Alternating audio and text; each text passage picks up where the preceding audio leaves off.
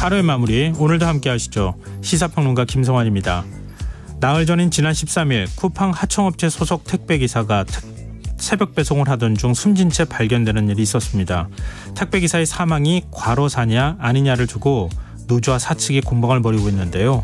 이 문제 어떻게 봐야 하는지 더 깊이 들여다보는 인터뷰 시간에 쿠팡 대책위원회 권영국 공동대표와 얘기 나눠보겠습니다.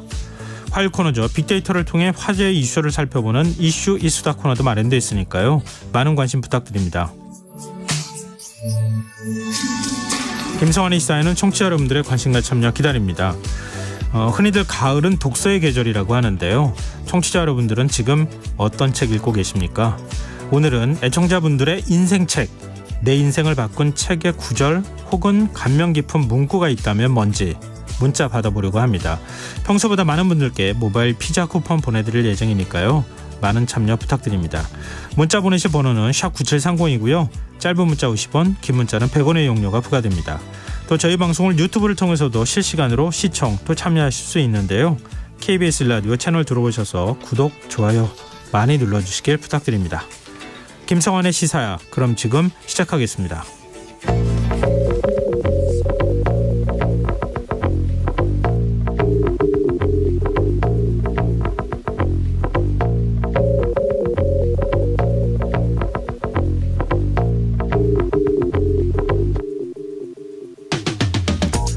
기시다 후미오 일본 총리가 오늘 야스쿠니 신사의 공물을 복납했습니다.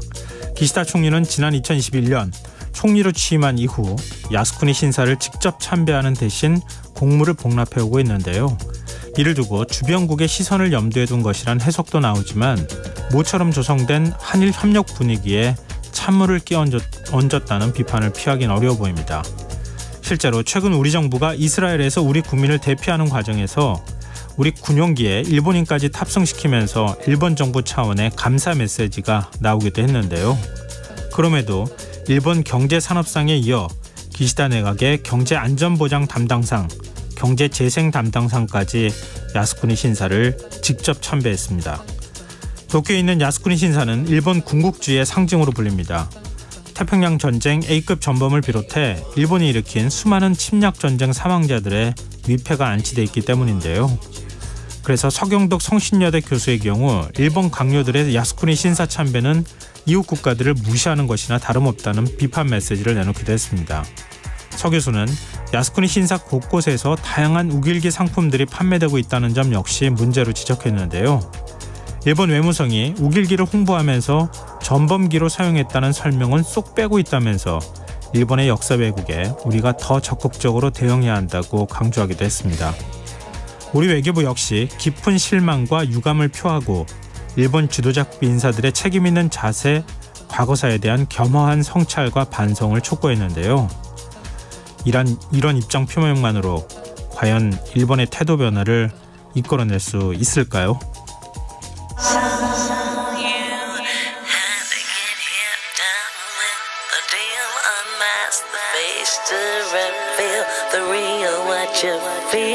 You and your everyday situations, all the unnecessary complications.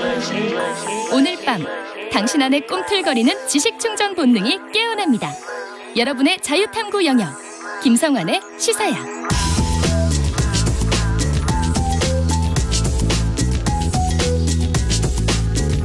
오늘 어쨌던 뉴스 꼼꼼히 정리해드리는 뉴스야 시간입니다. 곽지은 프레시안 기자 나와 계십니다. 안녕하세요. 네, 안녕하세요. 네, 오늘은 국회 국감 소식으로 좀 시작해봤으면 좋겠는데요. 지금 12개 상임위에서 국정감사가 오늘 진행이 됐잖아요. 네. 근데 특히 법사위 분위기가 뜨거웠던 모양이에요. 네, 법사위 그리고 또 정부위원회에서도 이른바 윤석열 사단이라고 불리는 정부 측 인사들과 야당 의원들 간의 설전이 많이 벌어졌는데요. 예. 오늘 법사위는 서울고검과 수원고검 및 그 관할지검 이른바 재경지검이라고 하는 이 수도권 지방 검찰청들에 대한 감사를 진행을 했습니다. 여기서는 아무래도 이재명 대표 수사 문제가 이슈가 됐는데요. 네. 송경호 서울중앙지검장은 야당에서 이제 이재명 대표 구속영장이 기각된 것을 겨냥해서 수사 기소 자체가 좀 무리한 거 아니냐 이런 취지의 지적이 나오자 네. 한 건 한 건 모두 중대 사안이고 구속 사안이다. 이처럼 중대한 사안은 처음이다. 이렇게 강하게 맞받았습니다. 송 지검장은 또 민주당 김영배 의원이 이 대표 수사와 관련해서 검찰은 증거로 말해야 하는데 집단 뇌피셜만 되낸다. 뭐 실력이 없어서 구속은 못 시켜놓고 재판부가 문제인 것처럼 투덜이 스머프처럼 투덜거린다. 이렇게 꼬집자 네. 투덜이 스머프냐라는 게 국민을 대표해서 하는 질문인가 이렇게 강력 반발하기도 했습니다. 송재 검장은 뭐 국감장에서 집단 뇌피셜이니 투덜이 스머프니 하는 것은 심히 적절치 않다면서 감사위원이 피고인 개인 변호사가 아니다. 또 국감을 재판에 관여할 목적으로 하면 안 된다. 이렇게까지 뭐 사실상 야당 의원에게 정면 반박을 했는데요. 네. 그러자 야당에서는 피감기관의 기본적 태도가 아니라든지 헌법기관에 대한 자기중심적이고 아나무인적 태도라는 비판이 나왔습니다. 이 송지 검장 외에 또 역시 윤석열 사단이라고 불리는 신봉수 수원지검장도 네. 민주당 김의겸 의원이 이정섭 수원지검 2차장의 각종 개인 비위 의혹을 제기하자 이 자리는 지난 1년간 이 수원 서울고검지검이 한 업무에 대해 말씀하는 자리인데 오늘 이 자리에서 할 수 있는 말인지 의문이다. 이렇게 역공을 해서 야당 감사위원들의 강한 반발을 샀습니다. 또 정무위에서도 이른바 윤석열 사단 막내라고 불리는 검사 출신 이복현 금감원장과 야당 의원들 간 신경전이 벌어졌는데요.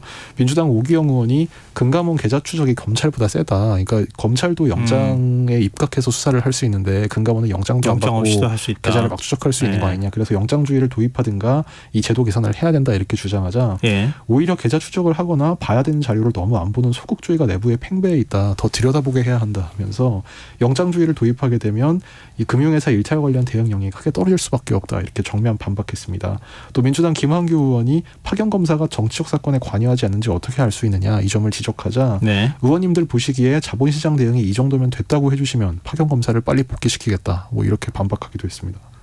지금 이제 발언의 주체가 되는 이복현 원장이요. 네, 뭐 다 지금 다 검사 출신 아니면 현직 검사나 전직 검사인 거 아니에요? 뭐 그 중에서도 이른바 윤석열 사단이라고 해서 지금 윤 대통령이 검찰 특수통으로 명성을 쌓을 때 같이 수사하면서 뭐 인연이 닿았던 그 검사들. 과거에도 뭐 검찰 뭐 지검장이나 아니면은 검찰총장이 나온 경우 검찰총장은 사실 잘 안 나오려고 했었던 거죠. 그러니까 나왔을 때는 뭐 이런 질문을 받는다 하더라도 좀 발언에 조심을 하는 모습을 보였던 것 같은데 오늘은 별로 그런 느낌을 오늘은 전반적으로 상당히 좀 적극적으로 반박을 하고 뭐 기세가 등등하달지 뭐 그런 그렇군요. 분위기였습니다.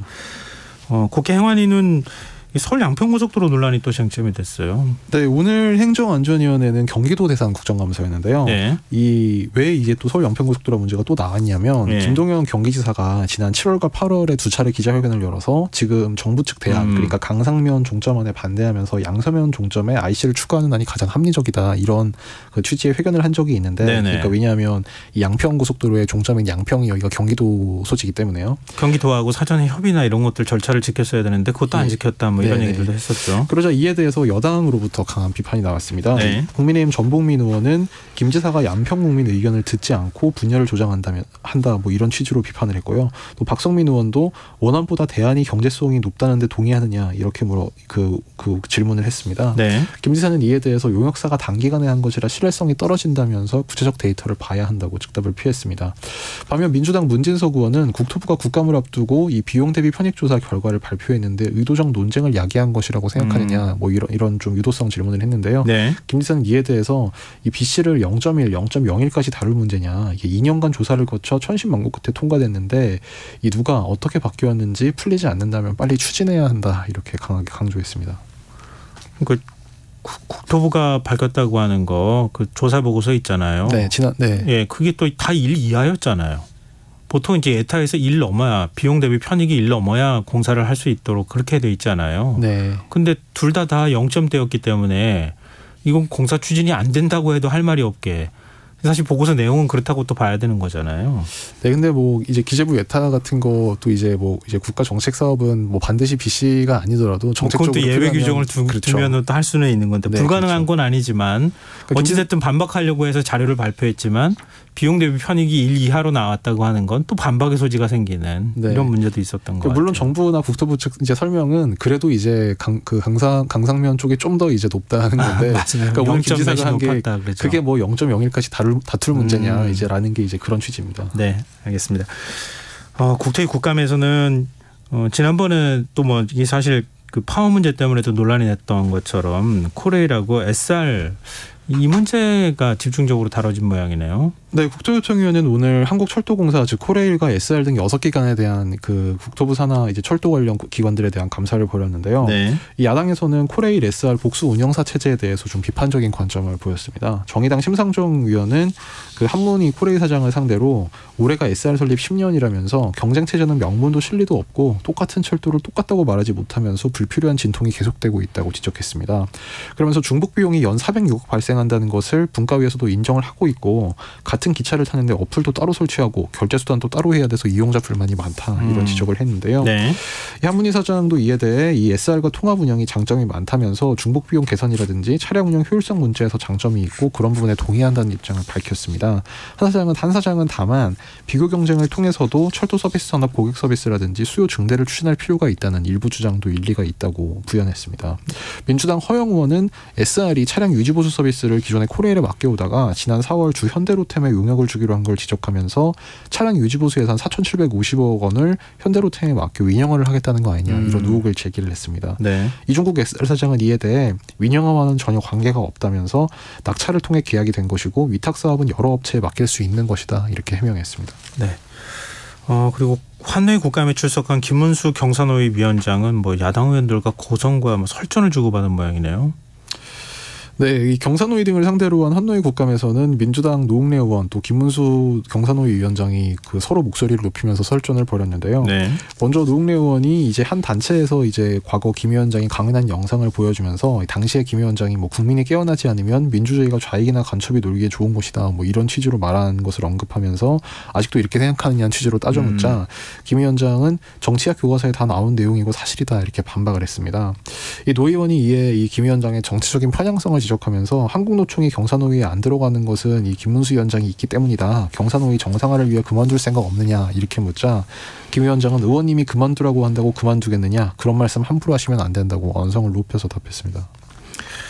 문채위는 한국언론진흥재단 감사를 진행했는데 이것도 사실은 여야 간에 뜨거운 뭐 설전이 있었던 상황이네요. 예, 사실 뭐 문체위사나 콘텐츠진흥원 또 언론진흥재단 이런 곳은 뭐 그렇게까지 이렇게 국감에서 주목받는 기관은 아니란 말이에요. 네, 맞습니다. 근데 올해는 뭐 쟁점이 되는 게 몇 가지 있었는데요. 일단 그 재단의 정부 광고 지표 조작 문제가 도마에 올랐습니다. 여당에서는 이 해당 의혹이 문재인 정부 부동산 통계 조작과 유사하다 이 점에 착안해서 공세를 폈고 민주당은 통계 조작이 없었다는 재단 내부 감사 결과를 꺼내서 반박했는데요. 네. 그 국민의힘 김승수 의원은 문재인 정부에서 광범위한 통계 조작 정황이 드러나 충격을 주고 있는데 언론재단에서도 비슷한 통계 의혹이 제기됐다면서 전체 1위 신문사와 진보 언론사 열동률 차이가 6배나 나는데도 동일하게 1등 구간에 들어가도록 조정을 했다면서 주장했습니다. 이 반면 민주당 유정주 의원은 이 윤석열 정부에서 임명된 언론재단 상임이사 3명이 지난 8월 이 광고지표 조작과 의혹과 관련해서 검찰 수사를 받고 있는 이 표한수 재단 이사장 해임을 추진한 것을 비판하면서 네. 반박을 했는데요. 또 이외에도 이 가짜뉴스 피해 상담 신고센터 문제와 관련해서 야당 의원들이 언론재단 측에 가짜뉴스라는 기준이 뭐냐 이 점을 따져 묻고 네. 그래서 이 언론재단 측 그 기관 측에서 이 사실이 아니라는 것을 알고도 이것을 쓴다면 가짜뉴스에 해당한다는 취지로 답변하자 뭐 그런 기자 머릿속에 들어가 봐야 되는 거냐 뭐 이렇게 역으로 지적이 나오기도 했습니다. 국회 과방위는 KBS 국정감사 문제로 뭐 여야간에 대치하다가 파행을 빚기도 했어요. 오전에 잠깐 뭐 한 30분 정도 파행이 됐었는데요. 네. 이 과방위가 오늘 이제 한국방송공사 그리고 교육방송공사를 대상으로 국정감사를 했는데 네. 이 민주당 민주당 과방위원들이 국감장 좌석 앞에 윤석열 정권 방송장악 규탄한다 등의 이제 피켓을 붙이고 이제 국감장에 들어오자 네. 장재원 이제 국민의힘 소속 과방위원장이 피켓을 제거해달라 처음에 요청을 했고 또 기관장 인사말이 끝나고 나서 다시 한 차례 요청을 했는데 야당에서 제거를 하지 않자 이 결국 국감을 정회했다가 피켓을 제거한 뒤 오전 10시 50분께 재개를 했습니다. 그래서 약 한 17분 정도 지난번에도 비슷한 일이 있었는데. 네, 그때는 다른 상임이었던 제가 법사위였던 걸로 기억을 하는데 뭐 이 비슷한 일이 뭐 종종 지금 국감 때 발생을 하고 있고요. 아무튼 시작된 국감에서는 이제 국민의힘은 KBS가 현 정권에 불리한 편파 보도를 일삼고 있다고 주장하면서 수신료 분리징수 찬성 여론이 높은 것도 당연하다 이렇게 KBS 측을 압박했습니다. 김병욱 의원은 윤석열 대통령 국빈 방미 기간 중 KBS 라디오에 친야당 성향 패널이 80명 출연했고 친여당은 11명이 그쳤다 이런 주장을 했는데요. 이에 대해 사장 직무대행인 김덕재 KBS 부사장은 반정부 인사가 훨씬 더 많다는 말은 저희로서는 이해하기 어려운 내용이다. 전체 조사를 해도 그렇지 않다고 반박했습니다. 반면 민주당은 정부가 공영방송 민영화 또 방송 장악 의도로 수신료 분리징수 신임 사장 임명을 밀어붙이고 있다고 맞섰는데요. 네. 민주당 변재일 의원은 수신료 분리징수 근거는 대통령실이 지난 3월 9일부터 한 달 동안 대통령실 홈페이지에서 진행한 국민 여론조사인데 이 조사는 한 명이 다수 계정을 생성해 중복 투표가 가능하게 했다. 이 점을 지적하면서 이게 다음 한중축구 응원 클릭 방식과 뭐가 다르냐. 다음 응원 클릭은 국기문란이라고 하면서 국무총리가 태스크포스까지 구성했는데 그런 방식으로 조사한 것을 수신료 통합충수 반대 근거로 삼는 게 말이 되느냐 이렇게 따졌습니다. 또 이날 국정감사 도중에 윤석열 대통령이 박민 신임 KBS 사장 후보자에 대해 국회 인사청문 요청안을 제가를 했는데요. 네. 이와 관련 민주당 허숙정 의원은 국감장에서 이 KBS 이사회의 박민 사장 임명 제청 의결은 위법 절차에 의한 명백하고 분명한 무효라고 강하게 성토했습니다. 뭐 이제 인사청문 요청안 제가 했다고 하는 소식은 얘기를 하셨으니까 네. 박민 후보자는 어떤 사람입니까? 뭐 신문 문화일보 출신 아닌가요? 예, 1991년 문화일보 기자로 입사해서 사회부장, 정치부장, 편집국장 등을 지냈고요. 네. 이동관 방송통신위원장과 서울대 정치학과 동문이라는 점이 뭐 정치권에서는 좀 주목을 받고 있습니다. 박 후보자가 윤 대통령이 KBS 사장에 임명되면 이제 김희철 전 사장 자녀 임기인 2024년 12월 9일까지 직무를 수행하게 되고요. 참고로 방송법과 인사청문회법에 따르면 이제 KBS 이사회가 임명 제청을 해서 국회 인사청문회를 거쳐서 대통령이 임명을 하게 돼 있는데 네. 장관 등과 마찬가지로 이 국회가 청문 보고서를 보내지 않을 때 그냥 대통령이 임명을 강행을 할 수 있습니다. 그럼 방송통신위원장, KBS 사장, 그리고 방송통신심의위원장 다 서울대 정치학과 출신이에요. 그렇죠? 방송통신심의위원 정도 네. 그렇던가요? 네. 방송통신심의위원장하고 또 지금 박민 후보자는 검찰 출입을 오래 하긴 한 경력이 있고 검찰 출입 기자들이 만든 모임이 있죠. 법조 언론인 클럽 2명 다 회장을 맡은 경험이 있고 이 인연을 어떻게 봐야 될지 모르겠네요. 지금 정치권 분위기는 어떻습니까? 뭐 일단 야당에서는 일단 반대 입장을 분명히 밝히고 있는데요. 민주당 강성호 대변인은 오늘 브리핑에서 대통령은 국민의 방송이어야 할 공영방송을 대통령의 방송으로 전락시키려는 것이냐면서 청문회를 통해 박 후보자가 얼마나 무자격한지 추천 절차가 왜 무효인지를 낱낱이 밝혀내겠다고 말했습니다. 국회 과기방통위 야당 간사인 민주당 조승래 의원도 기자회견을 열고 지금 당장 인사청문 요청안을 철회하라고 촉구했습니다. 네, 화절 좀 바꿔보죠. 의대 정원 늘리는 문제 굉장히 뭐 지난번에 문재인 정부 때도 한번 시도했다가 뭐 의사단체라든가 뭐 전공이 전부 다 반발해가지고 못했던 거잖아요. 네. 근데 지금 오늘 2025학년도부터 의대 정원을 늘리는 방안을 지금 정부 쪽에서 추진하고 있어요. 네, 지금 정부 측에서 그 지난주 중반 정도부터 이제 이런 얘기가 나오고 있는데요. 네. 이와 관련해 그 보건복지부 조기용 장관은 오늘 보건의료정책심의위원회 의사인력 전문위원회 회를 열고 정부는 우리 사회 곳곳에서 벌어지는 소아과 오픈런, 응급실 뺑뺑이 등 현실을 엄중하게 인식하고 있다면서 의사수 증원을 더 이상 미룰 수 없다고 말했습니다. 조 장관은 어느 때보다 의사인력 증원에 대한 국민적 기대가 크고 사회적 열망이 높다면서 복지부와 의협은 총 14차례에 걸쳐 의료현안협의체를 통해 다양한 논의를 해왔지만 의대 정원 규모 논의는 진전되지 않았다. 그래서 전문위에서 논의를 이어나가고자 한다고 말했습니다. 한편은 오늘 여러 이제 정부 관계자의 말을 종합해서 연합뉴스 보도한 바에 따르면 네. 정부는 원래 오는 19일 의대 정원 확대 폭과 일정 등을 발표할 계획이었지만 지금 발표 일정은 좀 늦추기로 한 걸로 전해졌습니다. 그러니까 증원 인원을 몇 명으로 할 것이냐. 그럼 거기에 따라서 뭐 의료 수가 문제 등 여러 가지 그 조건들은 어떻게 만들 거냐. 이거 가지고 지금 의사단체가 상당히 반발하고 있는 거니까 그런 부분까지 의견 수렴을 하는 거 아닌가 싶은데요. 지금 여야 분위기는 어떻습니까? 뭐 모처럼 한 목소리 냈다 이런 얘기도 나오던데. 네, 의대 정원 확대에 대해서는 이게 아시다시피 문재인 정부 때 추진했는데 뭐 당시에 이제 네, 의협 코로나19 상황에서 네, 했다가 의협도 당시 이제 야당에서 반대를 했기 때문에 못했던 것이라서 이제 네. 모처럼 지금 의대 정원을 확대해야 된다는 방향에 대해서는 여야가 한 목소리를 내고 있는데요. 국민의힘 윤재욱 원내대표는 오늘 아침 회의 때 이 현재와 미래의 국민 건강권을 지키기 위해서는 의사수 확대가 불가피하다면서 현재 의료 서비스 상황이나 미래 의료 수요 추세를 보나 정원 확대가 문제 해결 대전제라는 것은 너무나 분명하다고 강조했습니다. 민주당도 이 의대 정원 확대 계획을 환영한다 이런 입장을 오늘 처음으로 밝혔는데요. 네. 김성주 정책위 수석부의장은 윤석열 정부의 의대 정원 확대 움직임을 환영한다고 국정감사 대책회의 모두 발언에서 말했습니다. 민주당은 다만 단순히 의사 수만 늘리면 성형외과, 피부과에 더 몰려들고 개원인은 넘쳐나겠지만 정작 필요한 필수 공공지역 의사는 여전히 부족할 것이라면서 의대 정원 확대와 함께 공공의료 인력 양성을 위한 공공의대인 국립보건의료 전문대학원을 설치하고 지역에서 근무할 지역의사제를 도입하자고 주장했습니다. 이와 관련 민주당 내 전남 출신 의원들은 현재 의과대학이 없는 전남에 의대 신설이 추진돼야 한다면서 오늘 별도 기자회견을 열기도 했습니다. 네. 의료계 쪽 입장도 전해야겠죠. 2020년과 마찬가지로 아주 격앙돼 있는데요. 네. 윤석열 정부의 뒤통수를 맞았다. 이런 반응도 언론 지면을 통해 전해지고 있습니다. 네. 이 대한의사협회는 오늘 회의를 열고 그 결과에 대해 이필수 회장을 통해 정부가 의대 중원 방안을 일방적으로 발표할 경우 14만 의사와 2만 의대생은 모든 수단을 동원한 강력 투쟁에 들어갈 것이라고 경고했습니다. 이 회장은 오늘 용산의협회관에서 긴급의료계 대표자 회의를 열고 2020년 파업 때보다 더 큰 불행한 사태가 나올 수 있다며 이같이 말했습니다. 이 회장은 정부와 일부 편향된 학자들은 의대 정원 증원만이 해결책인 양 제시하며 의료계와 아무 논의 없이 정원 확대를 추진하고 있다면서 전원 사퇴할 각오로 강경 대처할 것이라고 했습니다. 우리나라에서 제일 힘센 단체가 의사협회인 것만은 사실인 것 같아요. 네, 이렇게 보이는 태도를 봐도 그렇고요. 네, 지금 여러분께서는 KBS 라디오 김성환의 시사회와 함께하고 계십니다. 계속해서 뉴스와 이어가겠습니다. 지금 국민의힘이 김기현 지도부 2기를 사실상 출범시켰는데요. 당직 인선을 새로 하지 않았습니까? 근데 그 여진은 계속되고 있는 모양이에요. 네, 사실 어제 인선 발표 직후부터 이게 과연 이 선거 패배를 쇄신하기 위한 방안에 해당이 되는 정도로 이제 말하자면 유권자들에게 좀 우리가 달라졌다는 것을 보여줄 수 있는 의사냐인지를 놓고 당 안팎에서 여러 말이 많았는데요. 네.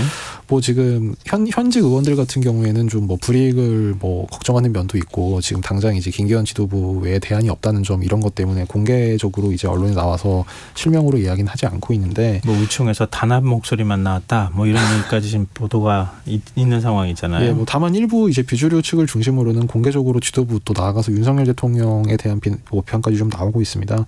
오늘 유승민 전 의원 같은 경우는 아침 라디오 인터뷰 때 김기현 대표 체제로 총선을 치를 수 있겠느냐 하면서 대표와 최고위원들이 안 바뀌면 아무리 노력한들 진짜 변화한 모습으로 가겠느냐라고 지적을 했습니다. 특히 이번 당직자 인선과 관련해서 특히 이번에 사무총장, 부총장을 봐야 한다면서 선거 때는 사무총장과 부총장이 용산에 오더든 대표에 오더든 그쪽이 다 공천 실무 작업을 책임지는데 그분들은 대통령이 한마디 하면 100% 그대로 할 사람들 아니냐 이렇게 꼬집기도 했습니다. 네. 그러니까 친윤계인 이만희 사무총장, 한경우 조직부총장 인선을 이제 이렇게 비판을 한 거고요. 또 이제 그러니까 국민들 보기에 이 사람들이 아직 정신을 못 차렸구나 하는 평가가 나오는 것이다 이렇게 비판하기도 했습니다. 근데 탈당 시점을 언급을 했어요. 이게 아주 미묘한 파장을 불러일으키네요. 유승민 의원이 이렇게 발언한 게. 네, 유 전 의원은 이제 오늘 라디오 인터뷰에서 12월쯤 떠날 것인가 남을 것인가를 선택할 수 있다. 이런 취지로 얘기하면서 떠나는 것, 신당을 하는 것은 늘 열려있는 선택지고 초유의 수단이다 이렇게 얘기했는데요. 앞서서 이제 내년 총선과 관련해서 진로를 연말께쯤에는 결정할 것이다 이제 얘기를 했기 때문에 아마 네. 그 연장선상에서 한 얘기인데 아무래도 탈당을 지금 공개 언급할 정도로 지금 이른바 이 11일 부선 패배라는 것이 보수 진영 특히 여당에 좀 충격적인 결과로 받아들여지고 있는 것 같습니다. 어느 정도 가능성이 있어 보이세요? 파괴력이 있을 거다 이런 얘기도 나오는데 왜냐하면 연동형 비례대표제가 있다고 하면 민주당하고 국민의힘은 비례의석을 가져가기 쉽지 않은 상황이 될 수도 있는데 그러면 상대적으로 지지율이 나오기만 해도 의석을 가져갈 가능성이 높아지는 거 아닙니까? 글쎄요. 근데 사실 전반적으로 이 특히 정치권 내에서 이제 전문가들이나 현역 정치인들 같은 경우는 신당의 성공 가능성을 그렇게 높게 보는 사람은 별로 없는 편입니다. 과거 경험칙상으로는 그렇게 되는데 지금 상황에서 어느 정도 하여튼 이 파문이 일지 이건 지금 얘기는 아니니까요. 나중에 좀 시간을 좀 보내면서 저희가 지켜봐야 될 것 같습니다. 오늘 뉴스야 여기까지 하겠습니다. 지금까지 곽재원 프레시안 기자였습니다. 고맙습니다. 감사합니다. 네, KBS 라디오 김성환의 시사에서는 청취율 조사 기간 맞아서 청취자 여러분들과 조금 더 소통하는 시간 계속 이어가고 있는데요. 오늘은 책 읽기 좋은 계절 가을을 맞아서 시사 애청자분들 인생책, 내 인생을 바꾼 책의 구절 혹은 감명 깊은 문구가 뭔지 문자 받고 있습니다. 휴대전화 뒷자리 4956 쓰시는 청취자분께서 나쁜의 우리말 어원은 나뿐이고 좋은의 우리말 어원은 주는이다. 나쁜 사람은 나뿐인 사람이고 좋은 사람은 나누어주는 사람이다. 박노해 시인이 걷는 독서에 나오는 문장인데요. 이 가을 마음과 여유를 나누는 좋은 사람이 되고 싶습니다. 정말 멋있는 얘기를 좀 저에게 보내주셨습니다. 1406님, 미움받을 용기라는 책을 읽었는데요. 내가 불행한 것은 환경의 탓이 아니라 행복해질 용기가 부족해서라는 구절을 읽고 감명 깊었네요. 저는 탐만하던 용기가 많이 부족한 사람이었나 봐요. 이제부터는 행복해질 용기를 내보려고 합니다. 이렇게 문자 주셨습니다. 청취자분들한테 이 마음이 많이 전달이 됐으면 좋겠습니다. 네, 감사합니다. 계속해서 문자 이 주제로 계속 받겠습니다. 많이 보내주십시오. 참여해 주신 문자 번호는 샵9730이고요. 짧은 문자 50원, 긴 문자는 100원의 이용료가 부과됩니다. 또 콩 게시판과 유튜브를 통해서는 무료로 참여하실 수 있습니다. 계속해서 많은 관심 부탁드립니다.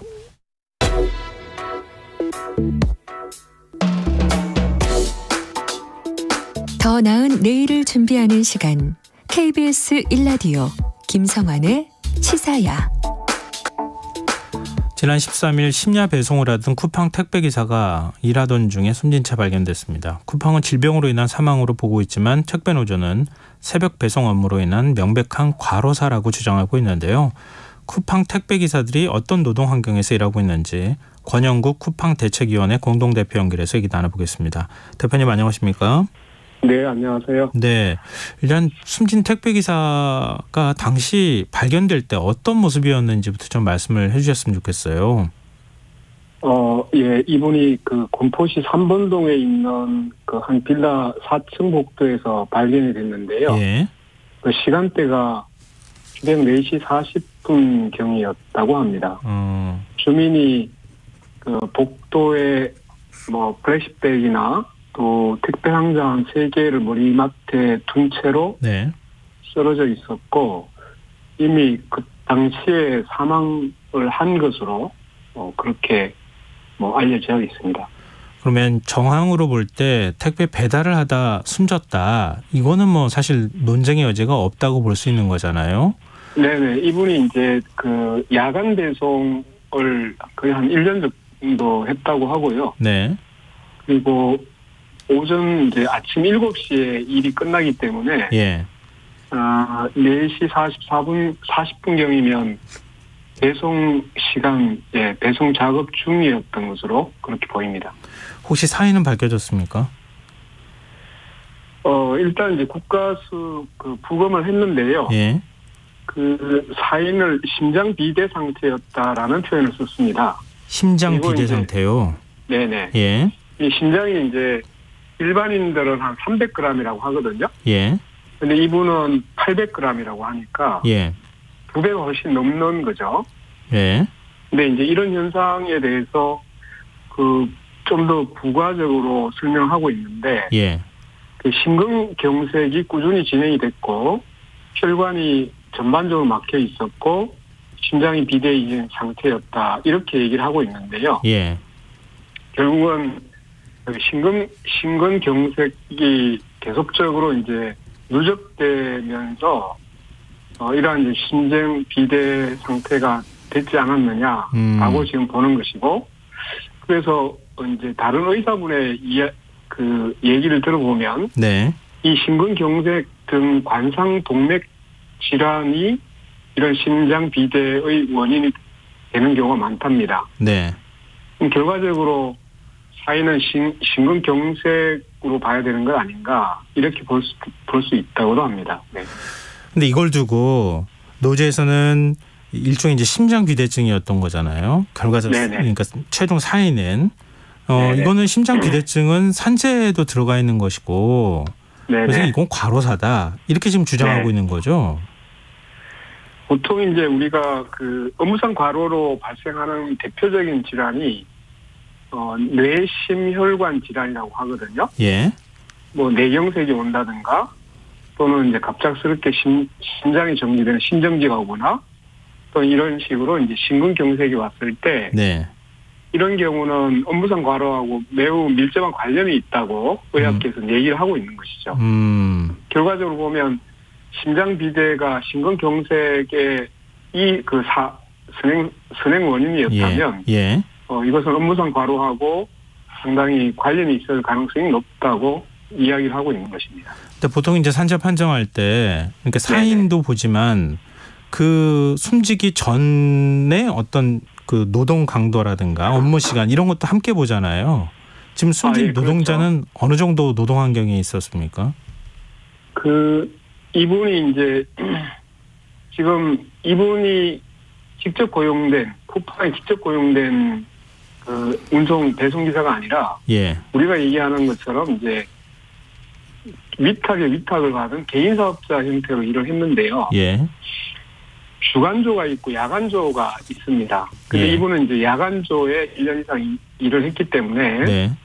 야간조는 오후 9시에 출근을 해서 그러니까 다음날 오전 7시에 일을 마치기 때문에요. 만약에 중간에 휴게 시간이 주어지지 않으면 10시간 동안 일을 하게 되는 구조를 갖고 있습니다. 그리고 이제 일주일에 6일을 근무하고 하루를 쉬게 되는 거죠. 네. 만약에 9시에 출근해서 7시까지 일을 하게 되면 10시간이고 6일이면 한 주에 60시간을 일을 하게 되는 거죠. 네. 그럼 자연스럽게 몸에 무리가 갈 수밖에 없었던 것은 우리가 추정해 볼 수 있겠다. 왜냐하면 야간 근무를 장기간에 걸쳐서 계속했고 근무 시간도 짧지는 않았다. 낮 시간 동안에도 이렇게 10시간을 6일 동안 하면 굉장히 무리가 오죠. 예. 근데 이게 특히나 이제 심야 노동이란 말이죠. 네. 밤에 잠을 자지 않고 해야 되는 노동이고 아마 쿠팡이나 이런 배송기사들 보신 분들은 다 아시지만 물건을 거의 두고 뛰어다니다시피 하면서 굉장히 바쁘게 다니시잖아요. 네, 맞아요. 네. 실제로 얘기를 들어보면 뭐 밥을 먹을 시간이 없어서 주로 이제 차를 운전하는 그 차 안에서 간단한 뭐 김밥이라든가 이렇게 때우는 경우가 허다하다고 얘기를 하고 있기 때문에 네. 실제 휴가 시간도 별도로 잡기가 어렵다고들 합니다. 그렇군요. 그런데 쿠팡 측에서는 그 숨진 노동자는 노동자를 쿠팡 노동자라고 부르지도 마라 이런 입장이에요. 예. 그럼 우리하고 관계가 없는 사람을 왜 자꾸 우리랑 얘기를 엮어가지고 하느냐 이것부터 지금 네. 불편해하는 것 같거든요. 왜 그렇습니까? 원래 이제 쿠팡은 자랑을 했었죠. 자기들은 이 배송을 직접 고용을 해서 직접 배송을 하고 있고 정규직이다. 이걸 한때는 굉장히 좋은 직장인 것처럼 자랑을 했었어요. 네, 뭐 쿠팡맨 뭐 이렇게 공채를 뽑기도 하고 그랬잖아요. 쿠팡 친구라고 부르죠. 예. 그런데 이제 그 코로나19 팬데믹 상황이 오면서 이제 이런 이제 비대면 주문이 굉장히 늘어났잖아요. 예. 그래서 이제 배송 업무가 폭증하면서 보니까 이제 쿠팡 친구식으로 직접 고용을 하면 근로자성이 인정되니까 예. 주 52시간의 제한을 받게 되잖아요. 네. 그러니까 이제 이것을 각 그 캠프별로 영업점에 배송업체를 잘게 쪼개가지고 예. 그 배송업체에 위탁을 주고 이 배송업체가 다시 이 배송기사들에게 또 재위탁 외수탁 계약을 체결해서 예. 사실상 실제로는 하는 업무는 쿠팡 친구와 같은데 네. 형식만 개인 사업자 형태로 저는 위장을 하고 있다고 그렇게 생각하고 있습니다. 그러니까 쿠팡의 자회사인 쿠팡 CLS 거기에 대리점과 계약한 또 다른 개인 사업자 뭐 이 정도 지금 쿠팡 퀵플렉스 또는 뭐 쿠팡 플렉스 이렇게 부르고 있죠. 그러니까 그 성격이 노동자성을 인정할 수는 없는 개인 사업자다. 그러니까 지금 이번에 과로사다 이런 얘기가 이게 논리적으로 성립이 안 된다. 뭐 이런 얘기를 지금 하고 있는 것 같은데, 근데 지금 오늘 공개된 영상을 보니까 그 쿠팡 CLS 직원으로 보이는 사람이 업무 지시를 하는 장면이 담겨 있어요. 이건 어떻게 봐야 됩니까? 예, 저도 이제 실제로 거기에 이제 쿠팡 퀵플렉스로 개인 사업자 일한 분하고 지금 소통을 하고 있는데요. 네. 카톡을 들여다보니까, 거의 매일 그 업무 지시를 실제로 이제 쿠팡 캠프에서 이제 영업점이 있고 이렇게 배송을 나가게 되는데, 예. 그 쿠팡 캠프 리드라고 하는 분이 그 관리자라고 하죠. 네. 이분이 이제 직접 이 이 개인 사업자에게 뭐 5배송을 해소하라든가 예. 또는 아침에 실제로 자기가 주도해서 조회도 하고 이런 식으로 해서 거의 매일 실제로 업무 지시를 하고 있다고 합니다. 이 사람은 쿠팡 직원인 거죠? 그렇죠. 그걸 지시하는 사람은 쿠팡 CLS의 캠프의 관리자입니다. 네네. 네. 그러니까 실제로 위장을 하고 있지만 네. 업무 지시는 그 배송업체 뭐 사장이 실제 하는 게 아니라 예. 쿠팡 캠프의 리더 관리자가 지금 하고 있는 것으로 보입니다. 근데 지금 택배 기사들이 과로에 몰리는 가장 큰 이유가 클렌징 제도 때문이다 이런 얘기가 있던데 이게 어떤 네네. 제도입니까?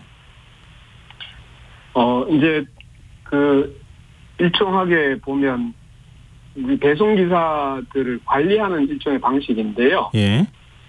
그 수행률이라는 것을 이제 부여를 합니다. 그러니까 한 1주 또는 2주 동안에 이제 그 쿠팡 캠프에서 배정하는 물량이 있을 거 아닙니까? 네. 각각 배송 기사에 담당하는 구역마다 예. 일정한 이제 그 물량을 부여하게 그 시간 내에 배송하라고 부여를 하게 되는데 예. 거기에 이제 뭐 배정되는 물량을 다 소화를 하면 100%가 되겠죠. 네. 수행률이. 근데 절대로 100%를 다 채울 수가 없다고 합니다. 왜냐하면 일주일에 7인 물량을 부여를 하게 되면 하루를 쉬게 되면 6일을 일을 해야 되잖아요. 예. 그래서 예전에는 75에서 85%의 수행률을 부여를 했는데 예. 지금은 95% 정도를 부여하고 있다고 얘기를 합니다. 그럼 결과적으로 이런 이제 수행률이 낮아지게 되면 예.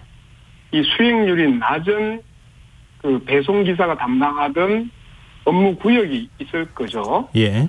그럼 아예 쿠팡 쪽에서는 그 업무 구역을 해소해서 다른 업체들에게 경쟁 입찰을 시켜서 그 다른 업체에 위탁을 해버린다는 거죠, 업무를.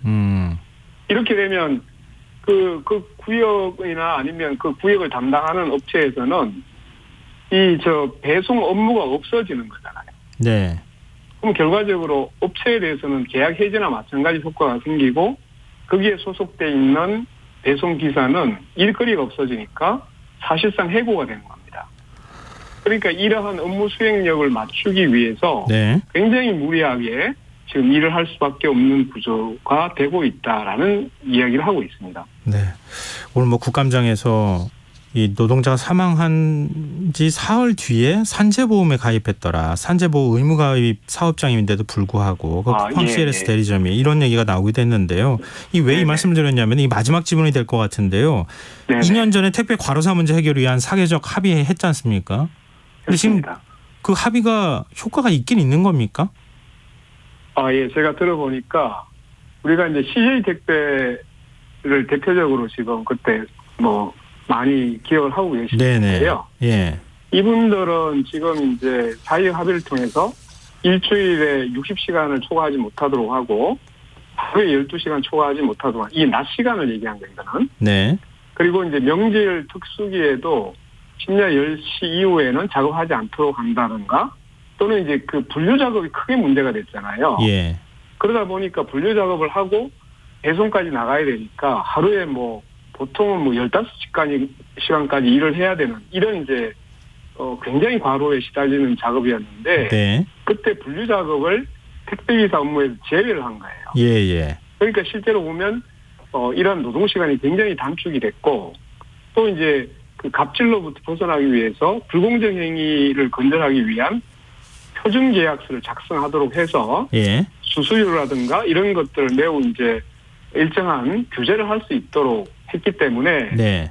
실제로는 이제 예전에 비해서는 굉장히 업무 강도가 줄어들었다고 실제 얘기하고 있습니다. 근데 지금 쿠팡 사례 보면은 이 다단계처럼 이렇게 계속 하청 재하청 주듯이 하면서 어찌 보면 사회적 제도만 그 어떤 망 자체를 빠져나가는 거 아닌가. 그런데 쿠팡은 이 사회적 합의에 참여하고 있지 않습니다. 문제는. 그럼 거기에서 벗어나서 지금. 네네. 그렇군요. 그게 사회적 합의 당시에 지금 이제 저는 요거는 조금 더 그 검토를 하긴 해야 되는데 그 이후에 이제 택배 운송업의 허가를 득했기 때문에 그랬는 건지 어쨌든 이 사회적 합의에 그 사후적으로도 참여하지 않았고 그 사회적 합의를 지키라고 요청을 해도 거기에서 자기는 무관하다고 자기는 다른 걸 다 잘 지키고 있다는 얘기를 하면서 참여하지 않습니다. 그래서 택배 없는 날이라든가 이번에 추석 연휴 때 배송 없는 날로 하자라고 다른 택배사들하고 노조는 다 합의를 해서 지키고 있는데 쿠팡은 연중 무효로 이러한 주문을 받고 배송 업무를 계속하고 있기 때문에 심각한 과로 문제에 시달리고 있는 것입니다. 지금 어디 뭔가 사각지대가 좀 존재하게 돼버린 거 아닌가 싶은데요. 이게 사회적 논의가 좀 필요하지 않을까 이런 생각이 드네요. 말씀 듣다 보니까. 오늘 말씀 고맙습니다. 네, 고맙습니다. 네, 지금까지 권영구 쿠팡 대책위원회 공동대표였습니다.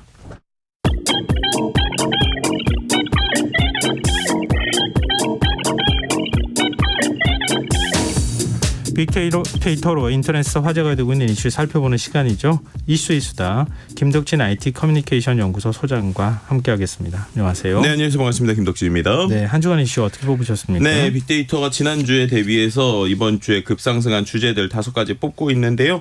1위 주제는 정치 분야고요. 키워드는 참패라는 키워드입니다. 여당 입장에서의 참패라고 볼 수 있을 것 같은데 강서구 초작 보궐선거 3패에 대한 이야기고요. 국민의힘 김기현 대표가 정부가 대통령실과의 관계의 변화를 예고했습니다.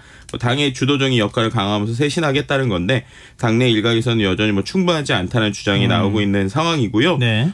그다음에 이에 대해서 국민의힘 이준석 전 대표가 또 16일 기자회견 중에 감정에 북받쳐서 눈물을 흘렸던 일을 두고 또 당 안팎에서도 갑론을박이 계속되고 있죠. 그래서 어떻게 보면 이 강서구청장 보궐선거 이후에 과연 이 정치에서의 이제 당들의 모습이 어떻게 될 것이냐, 특히나 이제 국민의힘이 어떤 식으로 변화할 것이냐에 대한 다양한 해석과 또 평론 이런 것들이 계속 나오면서 1위 주제로 나왔다 이렇게 말씀드릴 수 있을 것 같습니다. 자, 그럼 2위 주제는요? 네, 2위 주제는 환경 분야고요. 네. 키워드는 우박이라고 하는 키워드입니다. 네. 좀 안타까운 일인데요. 이제 지난 주말에 중북부 지역에 기습폭우와 함께 때늦은 우박이 내렸는데 정말 큰 우박이 내렸습니다. 그래서 배추밭 등에서의 피해가 잇따른 것인데요. 네. 기습적으로 내린 우박이기 때문에 금세 눈처럼 쌓이기도 되고 바닥에 알갱이들이 잔뜩 남았다고 합니다. 그래서 10여 분 동안 내린 우박 때문에 배춧잎이 갈기갈기 찢어지고 곳곳에 구멍이 난 것인데요. 한 달도 남지 않은 배추 수확 앞두고 갑작스럽게 우박이 내리면서 농민들이 당장 올해 김장에 대한 걱정을 하고 있습니다. 청주 지역에서만 이번 우박으로 인해서 농작물 피해 추정 규모가 9,000제곱미터라고 하고요. 예. 주말 동안 산곡에 찬 공기가 머물면서 불안정한 대기가 뒤섞여서 얼음 알갱이가 우박으로 발달해서 떨어진 것으로 보이게 됩니다. 이에 대해서 이제 SNS 상에서도 가을 우박에 배추밭이 초토화된 것에 대해서 안타까움을 좀 표현했고요. 자연재해로 인해 피해가 최소화되기를 바랬는데 또 이 기간에 이 경남 지역에서는 탄저병이 지금 농민들의 마음을 아프게 하고 있어요. 이제 어떻게 보면 검은 반점이 이제 과육에서 나오게 되는 것인데요. 과육이 썩는 곰팡이균이라고 할 수 있을 것 같습니다.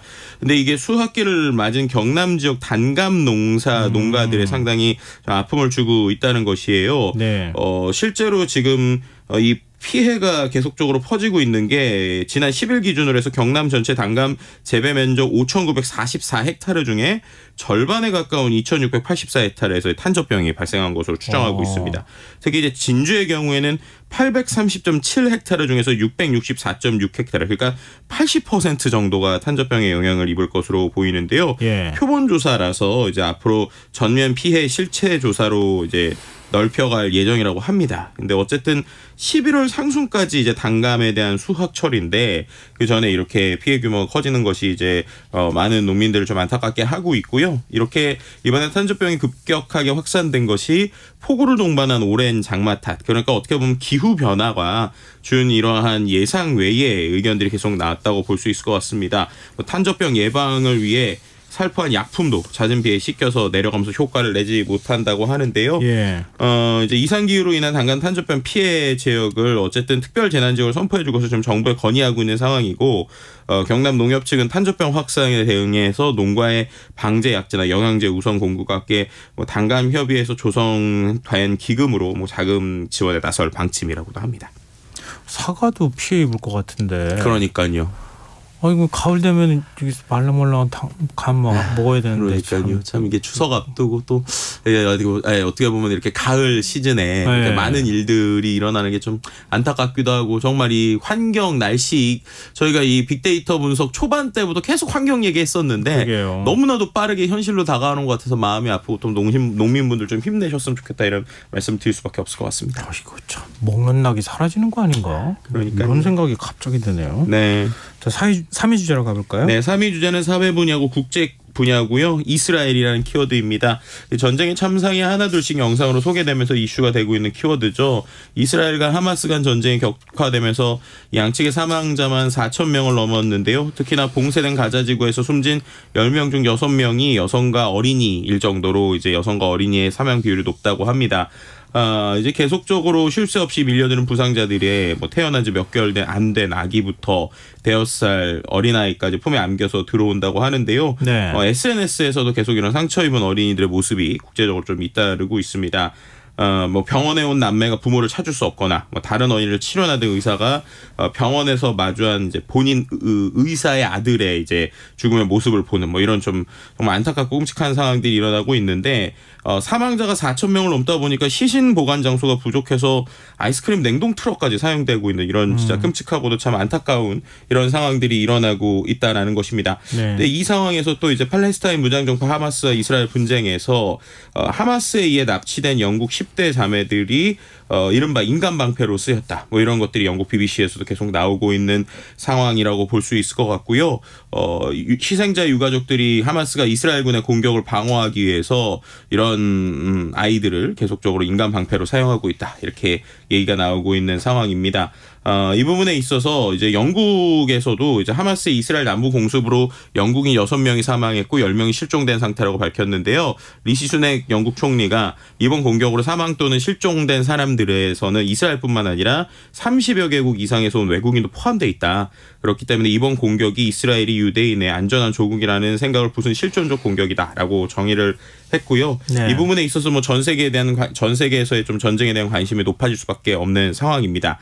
근데 이 부분에서 우리가 조금 이제 고민해봐야 될 또 일이 하나 더 미국에서 터졌는데 70대 미국인이 6살 된 팔레스타인계 소년을 미국에서 흉기로 공격하는 일이 벌어졌다는 것입니다. 네. 그러니까 전쟁 이후에 세계 곳곳에서 이슬람교도를 향한 증오 어린 시선이 늘고 있다라는 것인데요. 이제 70대 남성인 조셉 추바가 미국에서 팔레스타인계 어머니와 아들이 살고 있던 곳에 문을 열고 들어가서 수십 번 이제 6살 난 아들에게 그 흉기를 휘두르는 이런 일들이 있었고요. 이에 대해서 바이든 미 대통령이 성명 내면서 이 미국에서 팔레스타인과 무슬림을 향한 증오 범죄는 설 자리가 없다 이렇게 얘기했고 또 이 부분에 있어서 또 미 연방수사국이나 FBI 역시도 이스라엘과 하마스 간의 전쟁이 미국 내부 또 유대인과 이슬람교도를 향한 폭력을 부추길 수 있는 가능성에 대비하고 있다 이렇게 밝혔습니다. 오히려 다른 나라에서 증오범죄가 일어날 가능성 네. 이게 또 참 굉장히 큰 걱정거리 중에 하나인데요. 그러니까요. 저도 기사 보고요. 이스라엘 안에 살고 있는 팔레스타인인들이 지금 피해를 입은 이스라엘인들을 보호해주고 그 재건하는 걸 적극적으로 나서고 도와주고 있다. 그런 얘기도 나오고 있거든요. 네네. 그러니까 이건 극히 일부의 정치적 논리나 이런 것들 때문에 사실은 엉뚱하게 굉장히 선량한 많은 사람들이 피해를 보는 거잖아요. 그렇죠. 그걸 좀 구분했으면 좋겠어요. 네, 아무래도 다른 나라에 있는 사람들까지 이렇게 미움이 번지지는 않았으면 좋겠다는 마음도 개인적으로 있습니다. 네, 자 4위 주제로 가볼까요? 네, 4위 주제도 사회 주제는 경제 분야인데 경제 분야에서도 이 팔레스타인이라는 키워드입니다. 역시 가자지구 지산전이 나게 되면 전쟁이 장기화되고 세계 경제 역시도 파편을 맞을 수 있다는 얘기이고요. 네. 계속적으로 이란 등이나 주변국이 참전하게 됐을 때 국제 유가가 배럴당 150달러 넘을 수도 있다. 세계 경제 성장률이 예상치보다 1%포인트 낮아질 수 있다라는 암울한 전망들이 계속 제시되고 있는 상황입니다. 그러다 보니까 이제 우리나라에서도요, 이번에 추경호 부총리 겸 기획재정부 장관이 올해 10월 말로 원래 일몰 예정이었던 유류세 인하 조치를 연말까지 연장하겠다 이렇게 밝힌 상황인데요. 네. 이에 대해서도 여러 가지 이야기가 나옵니다. 왜냐하면 지금 60조 원 넘는 세수 결손 사태가 있는 상황에서 정부의 재정 부담이 커지는 것이 아니냐라는 이야기가 나오고 있고요. 예를 들면 지하철이나 우리가 말하는 대중교통은 금액이 올라가는데 유류세가 인하되는 것이 유지되는 건 어떻게 보면 시민들에게 지하철 대신 자가용을 타라고 권장하는 꼴이 아니냐 뭐 이런 식의 비판들도 나오고 있는 상황이라서요. 이게 참 여러 가지로 고민될 수밖에 없는 주제다 이렇게 말씀드릴 수 있을 것 같습니다. 네. 마지막 5위 주제는요? 네, 5위 주제는 IT 과학 분야에 네. 또 신조어를 좀 제가 또 하나가 분석된 건데요. 이번에 또요? 이번엔 멀티모달이라고 하는 신조어입니다. 멀티모달요? 정말 어렵죠. 예, 그러게요. 네, 이게 뭐냐면 멀티는 여러 가지고 모달이라고 하는 게 이제 입력받는 뭐 이런 건데, 네. 그러니까는 인공지능한테 우리가 챗 GPT 같은 거 보면서 이제 네. 글자로 텍스트로 뭔가 입력했었잖아요. 네. 근데 이제 1년 동안에 이런 GPT가 더 똑똑해져서 이제는 이 GPT한테 우리가 음성으로도 입력하고. 그리고 또 사진도 입력하고 동영상도 넣고 이런 것들을 실제로 얘가 읽어주고 또 이제 인지를 하고 볼 수 있게 바뀌었다는 겁니다. 그래서 이거를 멀티모달이라고 이제 표현을 하기 시작한 그럼 거예요. 예를 들면 사진 넣으면서 뭐라고 얘기해요? 뭐 예를 들면은 사진을 넣고 나서 예를 들면은 뭐 우리가 김밥을 막 이게 실제 이번에 마이크로소프트에서 그 테스트한 논문들에 우리나라 거들이 좀 몇 개 있었는데요. 뭐 예를 들면은 우리가 그냥 그 사진에 김밥을 만드는 순서의 사진 한 8개 정도를 그냥 주고 이걸 갖고 김밥 만드는 순서대로 정리해줘. 그러면은 얘가 실제로 김밥 만드는 순서로 정리해주는 것뿐만 아니라 김밥을 어떻게 만드는지 설명을 해주기도 하고요. 텍스트 안에 있는 글자를 읽어가지고 이게 무슨 뜻인지도 설명을 해주는 이런 정도의 기술들이 나오고 있고. 그게 맞아요? 네, 맞습니다. 그리고 그래요? 이제 제일 놀라웠던 것 중에 하나가 뭐 CT 같은 사진 있잖아요. 우리가 엑스레이 사진 찍은 거. 그런 거 올려가지고 어디 부러졌는지 알려줘. 이러면 얘가 실제 판독도 하고 그걸 또 이제 되게 대화를 하는 이런 모습들도 보여주게 됩니다. 그럼 동영상 넣으면 어떻게 해요? 동영상은 이제 실제로 이제 동영상에 있는 내용들을 가지고 인지를 하거나 읽기도 시작하는데요. 이제 이 부분에 있어서 실은 제가 뭐 시간상 오늘 좀 못 보여드릴 것 같은데 얘가 음성을 인식을 하는데 한국어로 얘기를 하면은 영어로 대답하기도 하고 영어를 갖고 중국어도 대답하는 이런 언어적인 한계도 극복하고 있어요. 예를 들면 제가 얘한테 한국어로 나 지금 영어 못하는데 초등학교 1학년 수준으로 지금부터 나한테 영어 선생님 해줄래? 그러면 얘가 갑자기 물론이죠 하면서 헬로 하면서 영어를 시작하기도 하고 그래요? 네, 제가 뭔가 중국어로 정리하려면 중국어로 정리해주기도 하고 참 기술의 발전 속도가 너무 빨라서 이거 어떻게 따라가야 되지 이런 생각이 개인적으로 좀 들기도 합니다. 다시 시도해봐야겠는데. 저도 좀 부탁을 좀 해보게. 네. 굉장히 진짜 대단하네요, 정말. 네, 그러니까요. 자, 이슈의 수다. 지금까지 김덕진 IT 커뮤니케이션 연구소 소장과 함께했습니다. 고맙습니다. 네, 감사합니다. 김성환의 시사 1부 순서 여기서 마무리하겠습니다. 11시 정각 2부에 다시 오겠습니다.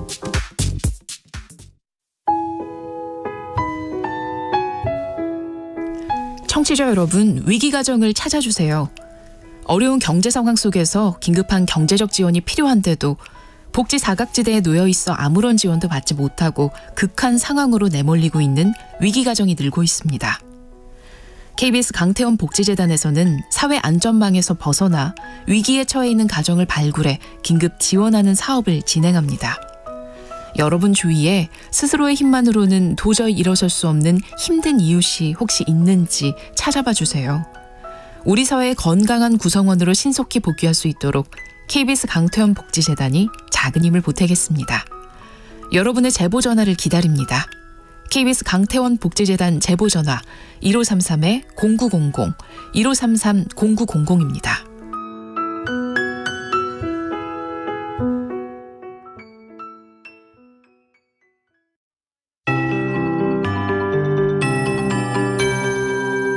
KBS 58분 날씨. 내일은 전국이 대체로 맑다가 중부지방은 오전부터, 남부지방은 밤부터 구름 많아지겠습니다. 오전까지 내륙을 중심으로 안개가 끼겠습니다. 강이나 호수 등지에는 더 짙게 끼겠으니 교통안전에 유의하시기 바랍니다. 밤부터 강원 산지에 순간초속 20m 내외의 강풍이 불겠습니다. 내일 아침 최저기온 서울, 광주 11도 등 전국이 3에서 15도로 대부분 내륙 지역에 서리가 내리겠고 높은 산지와 강원 내륙은 0도 안팎까지 떨어져 얼음이 생기기도 하겠습니다. 농작물 피해 없도록 대비하시기 바랍니다. 낮 최고 기온은 서울 21도, 대구 23도 등 전국이 19에서 25도로 바람이 불어 체감온도는 더 낮겠고 일교차가 15도 전후로 벌어지는 곳이 많겠습니다. 특히 모레 밤부터 찬 공기가 유입되면서 추워질 전망인 만큼 환절기 건강관리 잘해주시기 바랍니다. 바다의 물결은 전 해상이 잔잔하게 일겠습니다. 모레는 늦은 새벽 수도권 북부와 강원 영서 북부를 시작으로 아침부터 낮사이 중부지방과 경북 북부, 밤에는 남부지방에 비가 오겠습니다. 서울 현재 기온 12.7도, 습도 62%, KBS 58분 날씨 박성준입니다.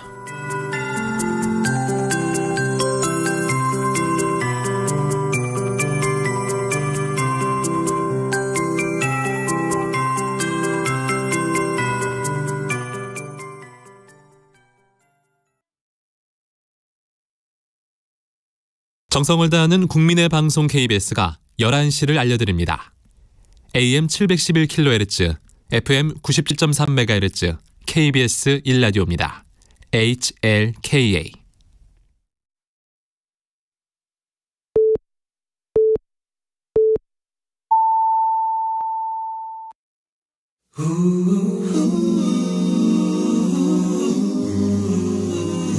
이 밤 그냥 보내긴 아쉬우니까요. 당신의 하루의 끝까지 야무지게 채워드립니다. 당신의 지식 충전소 김성환의 시사야.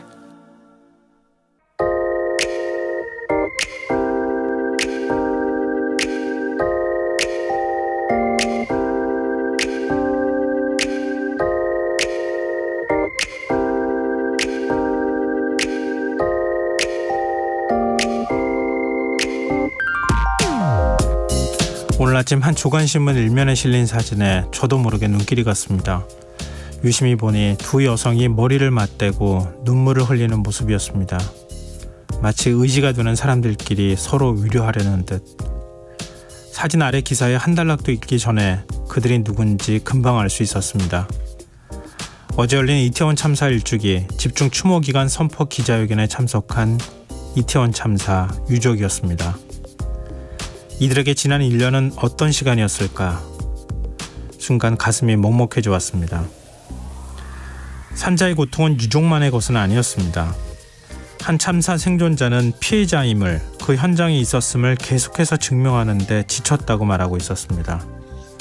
참사 직후엔 금융기록 등으로 피해자를 입증해야 했던 것도 모자라서 공식 치료 지원이 중단된 4월부터는 통증이 참사의 후유증이라는 점을 의사소견서로 입증해야 했다고 합니다. 지난 4월 이후부터는 아예 지원 신청을 포기했다는 그는 숨어있는 피해자도 많다며 시선과 기억의 힘이 필요하다, 우리를 잊지 말아달라 호소하고 있었습니다. 살아있지만 사는 게 고통스럽다고 말하는 사람들은 더 있습니다. 참사 당일 생존자 구조에 나섰던 소방대원들입니다. 소방청에 따르면 참사 트라우마로 치료와 관리를 받는 소방대원이 1,316명. 참사가 남긴 후유증은 생각보다 심각했습니다. 현장에 출동할 때마다 이미 쓸 수 없는 상태일까봐, 그래서 또 아무도 구해내지 못할까봐 두려움이 엄습하거나, 좁은 골목길에 쓰러져 있는 모습, 곳곳에서 심폐소생술을 하던 광경이 머릿속을 떠나지 않아 잠을 자다가도 희생자들의 얼굴이 떠오르는 등 불면증과 악몽, 공황장애, 식욕부진, 극도의 예민함 등을 호소하고 있었다고 합니다. 소방당국이 치료 프로그램 등을 제공하고 있지만 다른 동료들에게 부담 줄까 걱정돼 치료를 받지 못하는 사례가 많다고 합니다. 꼭 2주 뒤면 12구 이태원 참사 일주기. 그날의 충격과 고통을 기억에 새기고 살아가는 사람들이 이토록 많은데 왜 책임 있는 자리에 있는 사람들은 트라우마에 시달린다는 이야기조차 우리는 듣지 못하는 걸까요? 지금까지 오늘의 발견이었습니다.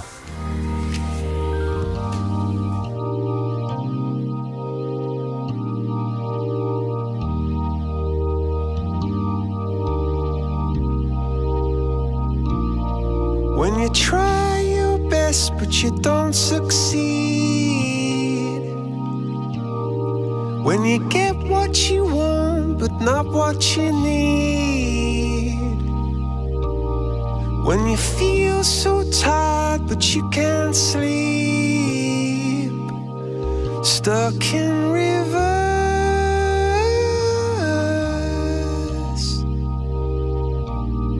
and the tears come streaming down your face,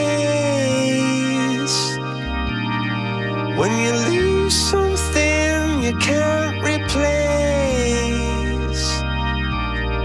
when you love someone but it goes to waste, could it be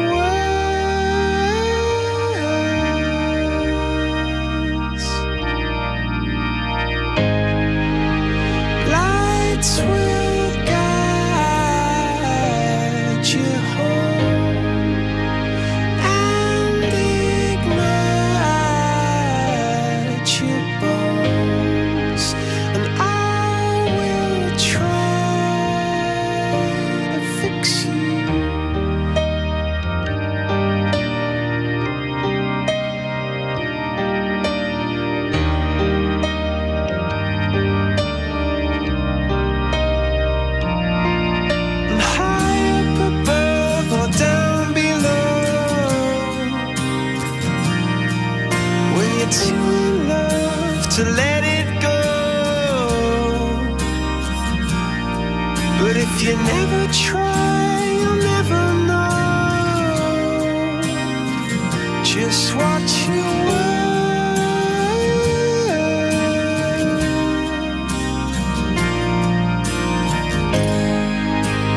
Lights will guide you home and ignite your bones, and I will try to fix you.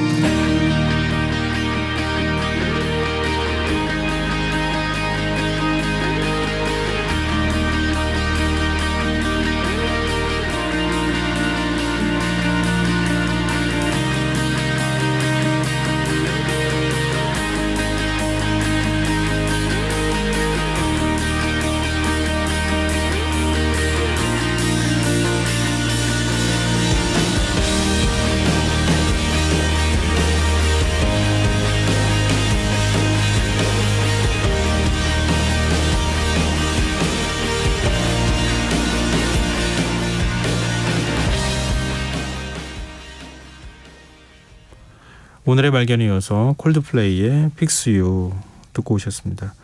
김성원의 시사회는 청취율 조사 기간 맞아서 애청자분들과 소통하는 작은 이벤트 계속 이어가고 있는데요. 오늘은 책 읽기 좋은 계절 가을 맞아서 애청자분들의 인생책, 내 인생을 바꾼 책의 구절 혹은 감명 깊은 문구가 있다면 뭔지 문자 주십시오. 이렇게 저희가 부탁을 드렸는데요. 사실은 조금 어렵지 않을까 하는 생각도 좀 했어요. 이게 문구를 다 적어 보내주셔야 되니까. 근데 깜짝 놀랐습니다. 정말 많이 보내주셨어요. 그리고 굉장히 장문의 문자를 보내주셨거든요. 휴대전화 뒷자리 9372님. 제가 제일 좋아하는 책은 빨간머리 앤인데요. 가장 즐거운 날은 굉장하거나 근사하거나 신나는 일이 생기는 날이 아니라 목걸이를 만들듯이 소박하고 작은 즐거움들이 하나하나 조용히 이어지는 날이라고 생각해요. 요즘 이 구절 다시 되새기면서 행복은 큰 게 아니라는 걸 아주 절실히 깨달았습니다. 이렇게 문자 주셨습니다. 그리고 6112님. 최근 개인적으로 슬픈 일을 겪으면 눈물 마를 일이 없었는데요.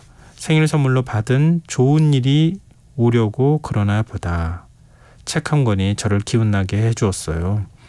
그렇게 별일이던 것도 지나고 보면 별일 아니었고 라는 문장을 읽는데 미래의 내가 현재의 저를 위로해주는 기분이 들더라고요. 이렇게 문자 주셨습니다. 8030님. 나이 든다는 것은 단순히 망가지고 시든다는 의미가 아니다. 그것은 삶의 매 단계가 그렇듯이 나름의 가치를 지닌다. 독자적인 마법을 숨기고 있고 특유의 지혜와 고유한 슬픔을 갖고 있다. 헤르만 헤세의 어쩌면 괜찮은 나이에 나오는 구절인데요.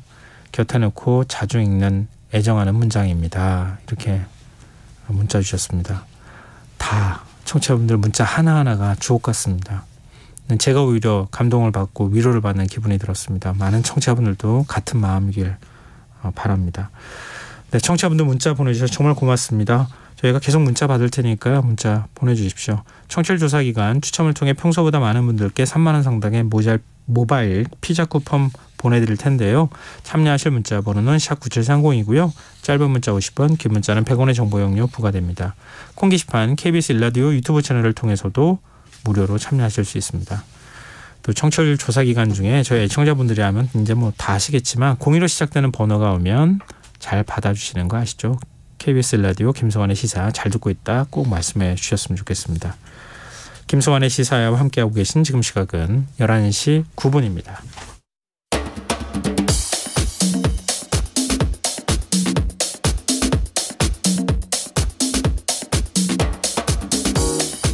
오늘 일어난 세상 곳곳의 소식들 당일 배송으로 전해드립니다. 밤참 뉴스 이현경 뉴스캐스터와 함께하겠습니다. 안녕하세요. 네, 안녕하세요. 네, 팔레스타인 가자지구 상황부터 우리가 좀 살펴봤으면 좋겠는데요.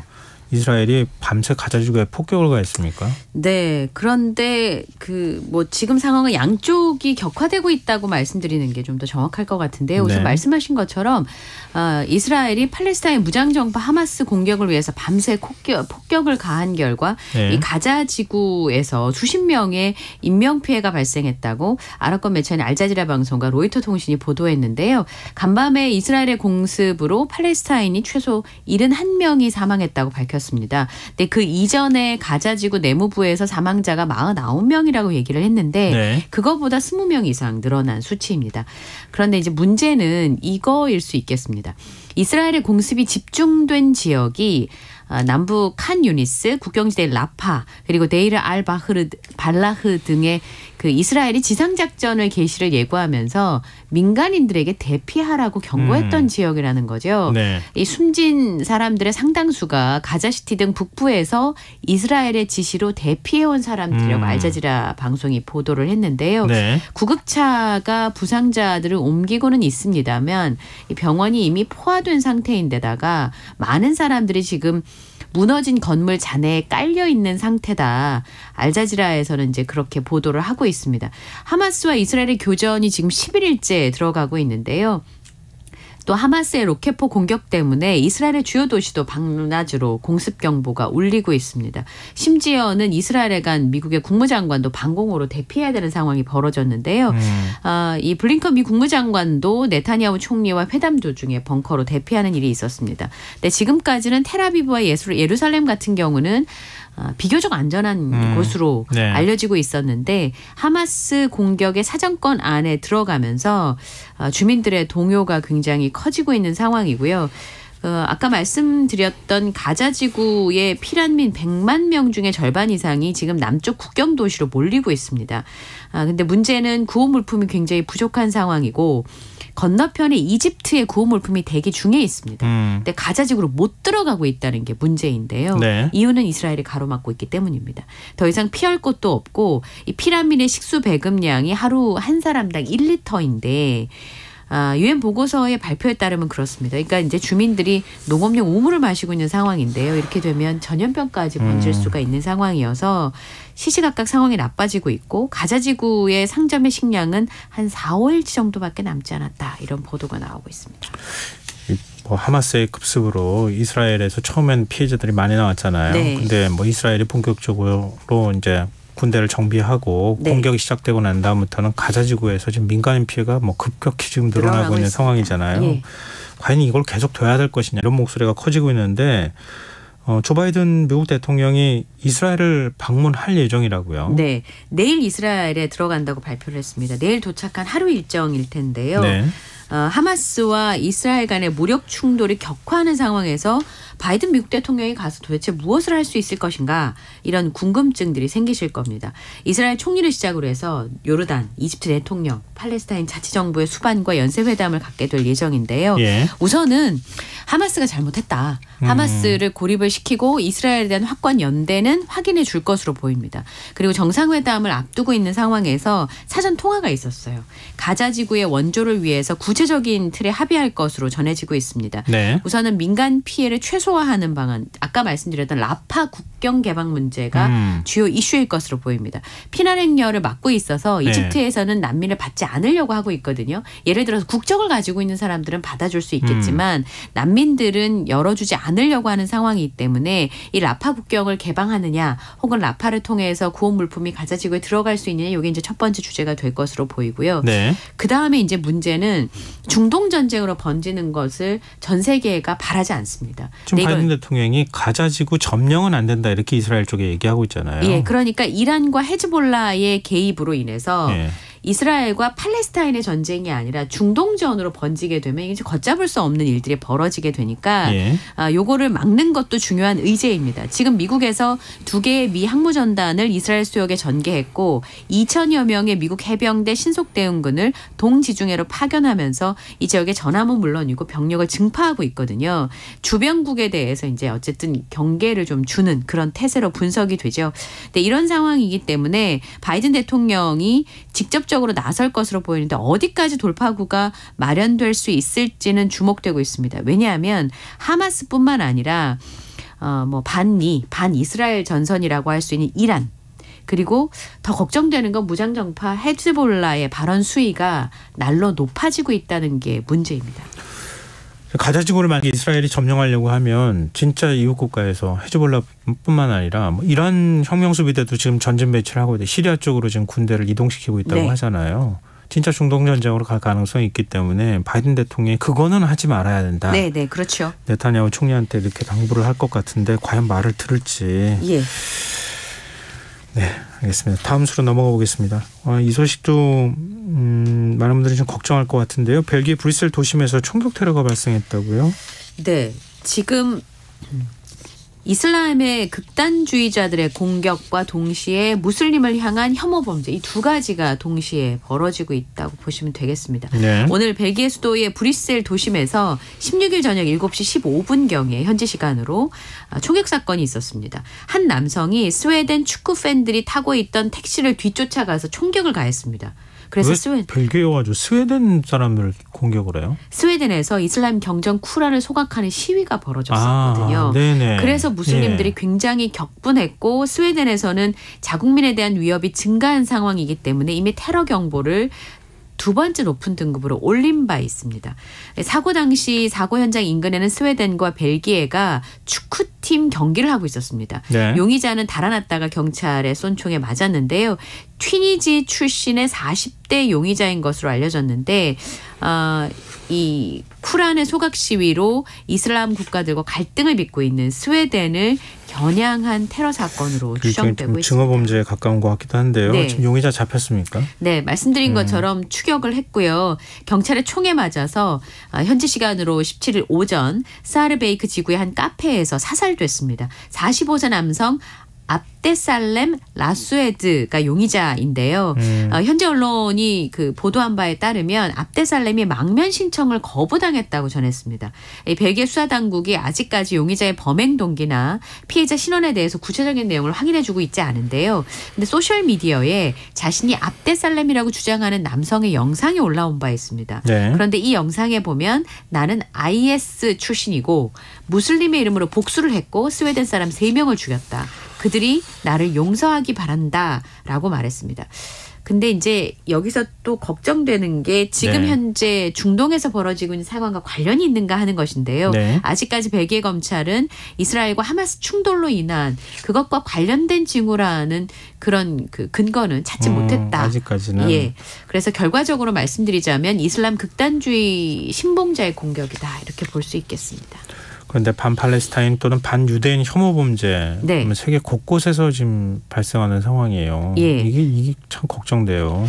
그러니까 이스라엘 근본주의 세력 중에 알카에다라고 있는데요. 알카에다가 프랑스와 스웨덴을 향해서 사실은 테러 위협을 하기도 했었고요. 반면에 또 무슬림을 향한 혐오 범죄도 끊이지 않고 있습니다. 미국에서 무슬림이라는 이유로 유대인 집주인에게 6살 팔레스타인계 어린이가 살해당했습니다. 장례식이 있었는데 그 희생된 어린이의 삼촌이 우리의 전쟁이 아니고 미국의 전쟁도 아니다. 우리는 아이들을 구해야 한다고 말하기 위해서 이렇게 모였다. 참혹하게 살해당했다고 하던데. 네. 그리고 터번을 썼다라는 이유로 버스에서 폭행을 당했는가 하면 이스라엘 지지 포스터를 붙였다는 이유로 학생들이 폭행당하는 그러니까 유대계와 아랍계를 향한 위협이 동시에 지금 커지고 있는 상황이고요. 스페인의 마드리드의 한 유대교 회당에는 팔레스타인을 해방하라는 구호가 적힌 그래피티가 발견되거나 바르셀로나에서는 경찰이 이스라엘 공동체 관련 건물 인근에 검문 검색을 강화하는 경우도 있고요. 또 프랑스에서는 지난 7일 하마스가 이스라엘 공격한 이후에 반유대주의 또는 테러 유발 행위에 연루된 혐의로 지금 102명이 체포됐다고 발표가 됐습니다. 런던에서만 해도 반유대주의 사건 신고가 105건, 지난해보다 14건 이나 증가한 일이 있었고요. 영국에서도 이런 우려를 좀 느끼고 있습니다. 우리 한국인도 대상이 될 수 있어요. 우리가 경험했잖아요. 네, 그렇죠. 한국인 증오범죄 있었잖아요. 네. 아시아인 증오범죄. 있습니다. 뭐 중국을 상대로 하기도 네. 하고 우리를 타겟 삼아서 그렇죠. 예, 하는 경우도 있기 때문에 이건 정말 남의 일이 아닌 것 같아요. 그럼요. 그러니까 뭔가의 상대의 어떤 범죄 행위 그것에 대해서 우리가 똑같이 응징보복을 하겠다고 하기 시작하면 그 뭐 세계가 전부 다 혼란스러워지는 거 아니겠어요. 그렇기 때문에 이스라엘의 가자지구 공격은 어느 정도 선에서는 절제되어야 하지 않을까. 여기서 마무리가 되어야 될 것 같은데요. 훨씬 더 피해자가 좀 많이 발생한 네, 상황이기도 그렇습니다. 하잖아요. 하마스는 그건 좀 다른 차원으로 뭐 제거를 해야 된다고 하면 다른 방식으로 제거해야 되지 않을까도 싶은데 제거도 못 한다는 거잖아요. 뭐 들어간다 하더라도 지금 다 지하로 숨어버리고 그래가지고 또 국제사회 노력이 좀 필요한 시점인 것 같습니다. 지금 여러분께서는 KBS 라디오 김성환의 시사회와 함께하고 계십니다. 밤참 뉴스 계속 이어가겠습니다. 많은 분들이 이 사건 안타까워하시고 네. 아실 거예요. 그 강릉에서 발생한 급발진 의심사고로 지금 옆에 타고 있었던 손자를 잃은 60대 할머니, 그 할머니가 운전을 했다는 거잖아요. 예, 그러니까 손자를 태우고 가다가 사고가 발생을 해서 손자가 사망을 했습니다. 그쵸. 그래서 할머니가 교통사고 처리 특례법상 치사 혐의로 입건이 돼서 지난 3월에 경찰 조사를 받았고 제가 최근에 본 뉴스 중에 추석 연휴가 있었잖아요. 네. 명절 때 아드님이 이제 어머니를 뵈러 갔는데 어머니가 무릎을 꿇고 미안하다고. 오셔서 그러셔서 이제 거기서 더 보지를 못하고 또 집으로 돌아갔다는 안타까운 일이 있었는데 그러니까 차를 몰다가 네. 뭐 예를 들면 지금 브레이크를 밟아야 되는데 네. 악셀레이터를 밟아가지고 그래서 결국은 교통사고가 나서 네. 손자가 목숨을 잃었다. 예. 거기에 대한 책임을 져야 된다. 그런 거죠. 그랬는데 경찰이 불송치 결정을 내렸어요. 그러니까 10여 개월이 지났잖아요. 네. 경찰에서 증거불충분으로 혐의가 없어서 불송치 결정이 내려졌습니다. 경찰에서 국립과학수사연구원에 감정을 의뢰했는데요. 의뢰한 결과를 보니까 기계적인 결함이 발견되진 않았지만 실제 엔진을 구동한 결과가 아니라서 한계가 있다라는 판단을 했습니다. 그러니까 실제로 운행되는 차량 중에서 제동장치가 정상적으로 작동했는지 여부를 확인할 수 있는 검사가 아니기 때문에 예. 할머니가 잘못해서 이 사고가 발생했다라고 뒷받침하기에는 증거가 부족하다라고 봤습니다. 이거는 이제 애초에 죄송합니다. 거꾸로 말씀드렸는데요. 국가수 감정 결과는 운전자의 과실 가능성이 있다라고 하는 거였는데 그러니까 국가서에서 감정한 결과는 네. 기계적 결함은 없다. 네. 그러니 다른 요인이라고 보면 운전자 과실밖에 없다는 그런 게 연결될 수 있도록 하는 뭐 그런 이제 감정 결과를 내놓은 거잖아요. 네. 근데 결과적으로 말하자면 굉장히 뚜렷하게 반대되는 결과가 나오게 된 건데요. 경찰 조사 기록을 지금 이제 검찰이 넘겨받았습니다. 그래서 90일 이내에 재수사를 요청하거나 사건을 종결 처리를 해야 되는 상황입니다. 어쨌든 경찰 입장에서는 증거가 있었느냐 없었느냐 우리가 판단할 때 그 증거가 있었다고 보기는 어렵다. 네. 이렇게 판단했다는 거잖아요. 네. 그러니까 법원이 이제 재판부가 선정한 전문 감정인의 감정 결과도 국가수 감식과는 좀 차이가 있었던 모양이죠. 네. 지금 나온 것 중에 하나가 음향 분석 결과가 최근에 나왔는데요. 네. 먼저 파악해 볼 부분은 사고 운전자인 할머니의 변속 레버를 어떻게 조작했는가 그 여부인데요. 예. 당시에 사고 차량이 급가속 상황을 보였으니까 앞에 있던 차량 충돌하기 직전에 변속 레버를 주행 D에서 중립 N으로 바꿨다고 분석을 한 적이 있습니다. 그런데 음향 분석을 한 감정인이 사고 당시의 상황을 일부 재현한 조건 아래서 변속 레버를 D에서 N으로 N에서 D로 반복 조작하면서 샘플링한 음향 데이터를 본 걸 보니까 네. 그 특성과 동일성을 보유한 음향 정보가 확인이 안 됐다라는 겁니다. 운전자가 충돌하기 직전에 변속 레버를 주행해서 중립으로 바꿔서 가속 페달을 밟았고 네. 그걸 다시 주행으로 바꾸면서 가속 페달을 밟았으니까 예. 뒤에 이제 가가지고 그러니까 앞에 있던 차량을 예. 추돌했을 가능성이 있다라고 하는 국가수의 결과와는 굉장히 상반된 결과인데요.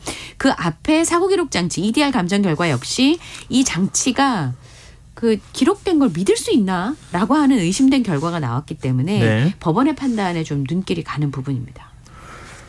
그러면은 지금 이게 민사 소송도 있는 거 아니에요? 네, 그렇죠. 이번에 형사적인 판단을 한 거고. 네. 그러니까 이 민사 소송에도 영향을 미치겠는데 이번 판단이. 예. 지금 제조사를 상대로 해서 책임 소재를 밝혀달라 그래서 민사 소송을 진행하고 있는 그런 상황이거든요. 그런데 경찰하고 전문 감정인의 판단이 이렇게 정반대의 결과가 나오기 때문에 네. 반드시 소송에 영향을 줄 것 같습니다. 우선은 첫 번째로 국가수 감식에 대해서 그러면 이건 어떻게 된 거지? 라고 하는 의문부호가 따를 것으로 예상이 되고요. 지금 이 사건을 수사했던 경찰이 운전자인 할머니를 혐의 없음으로 불송치하면서 국가수 감정 방법이 과실 입증하기 좀 부족하다 이렇게 판단한 거 아니겠어요? 네. 그렇기 때문에 경찰이 유족 측에 통지한 수사 결과를 보면 엔진을 구동해서 검사한 게 아니기 때문에 네. 오작동을 확인할 수가 없다 정도로 볼 수가 있겠습니다. 그러면 국가수의 감식 방법이 좀 부실했다고 볼 수 있는 부분들이 있는데요. 이후에 급발진 의심 사고를 할 때 국가수 감식 방법이 동일할 경우에는 급발진을 주장하는 운전자 측의 사례를 들어서 이의를 제기하거나 또 그거를 근거로 삼아서 판단할 가능성이 커진 상황입니다. 그리고 지금 말씀드렸던 음향 분석이라든지 그 네. 앞에 있었던 사고 기록 장치 감정 결과도 사실은 지금 결론과는 좀 일치하지 않는 부분들이 있기 때문에 국가수 결과와는 아무래도 비슷한 사례들이 앞으로 발생한다면 감정 신청도 잇따를 것으로 보입니다. 그러니까 앞서 말씀하셨던 것처럼 변속 레버를 뒤에서 N으로 네. 중립으로 바꿨다가 뒤로 네. 갔다가 이렇게 했을 경우에는 네. 차량 안에 기록 장치를 보면 음향에 이렇게 바꿀 때 기어 변속 레버 조작하면 소리가 들어갈 거 아니에요. 네, 그렇죠. 있어야 되는데 그 소리가 확인되지 않고 있다는 거 아니에요. 거죠. 그러니까 국가수 판단 결과도 이것도 좀 뭔가 의문이 제기되는 이런 상황이 돼버린 건데 네. 결국 이제 이렇게 급가속이 이번만 문제가 된 게 아니잖아요. 네. 근데 이거 누가 입증할 거냐. 그러니까 차량 소유자가 입증해야 되는 상황인 거잖아요. 결론적으로 급발진을 입증하려면 그래야 되는데 아시다시피 입증된 경우가 그러니까 그게 제조물 책임법에 차량 제조 회사에서 네. 입증을 하도록 하게 해야 된다라고 네. 하는 목소리가 그래서 나오는 거 아닙니까? 이 사건은 하여튼 다른 사건에도 그렇죠. 영향을 많이 미칠 네. 것이기 때문에 여러모로 분석을 좀 해봐야 되지 않을까 싶네요. 네, 그렇습니다. 자, 다음 뉴스로 넘어가겠습니다.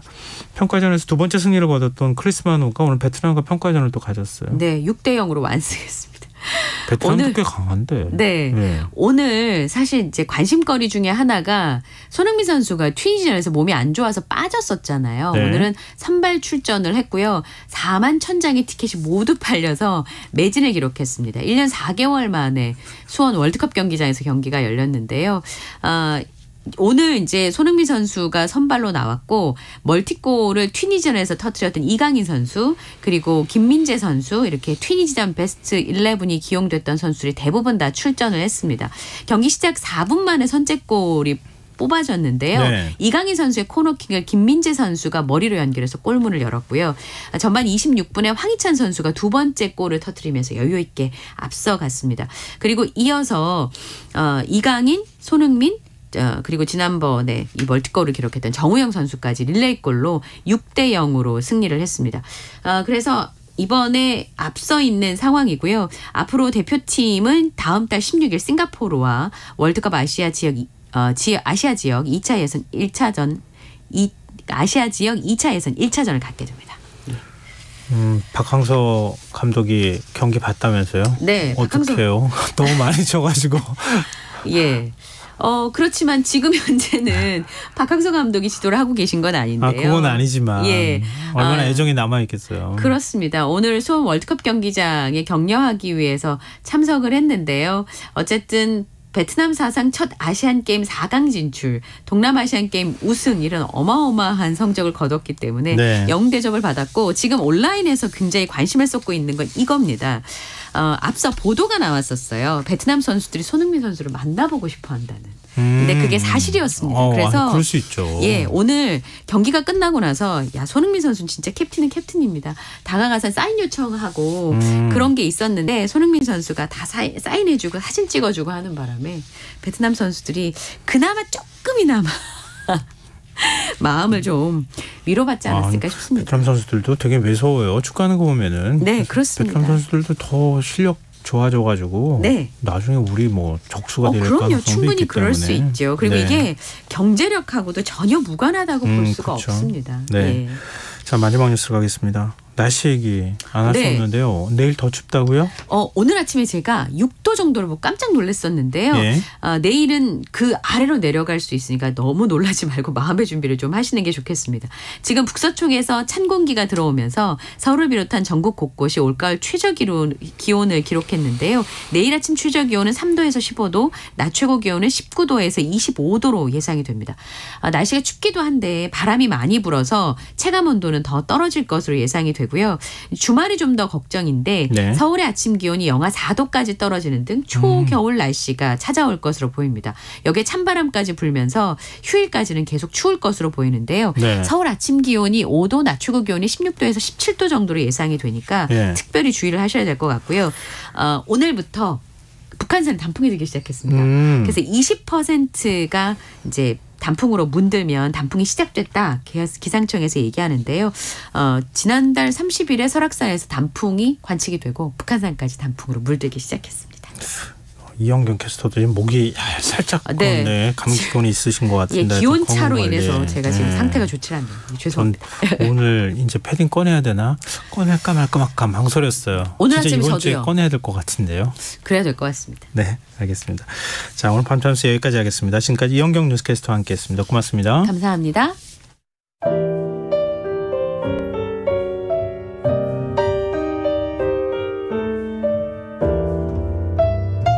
내일의 품격. 김성환의 시사야에서 챙겨가세요. 하루를 마무리하는 시간 꺼내보는 당신의 지식 창고. KBS 1라디오 김성환의 시사야.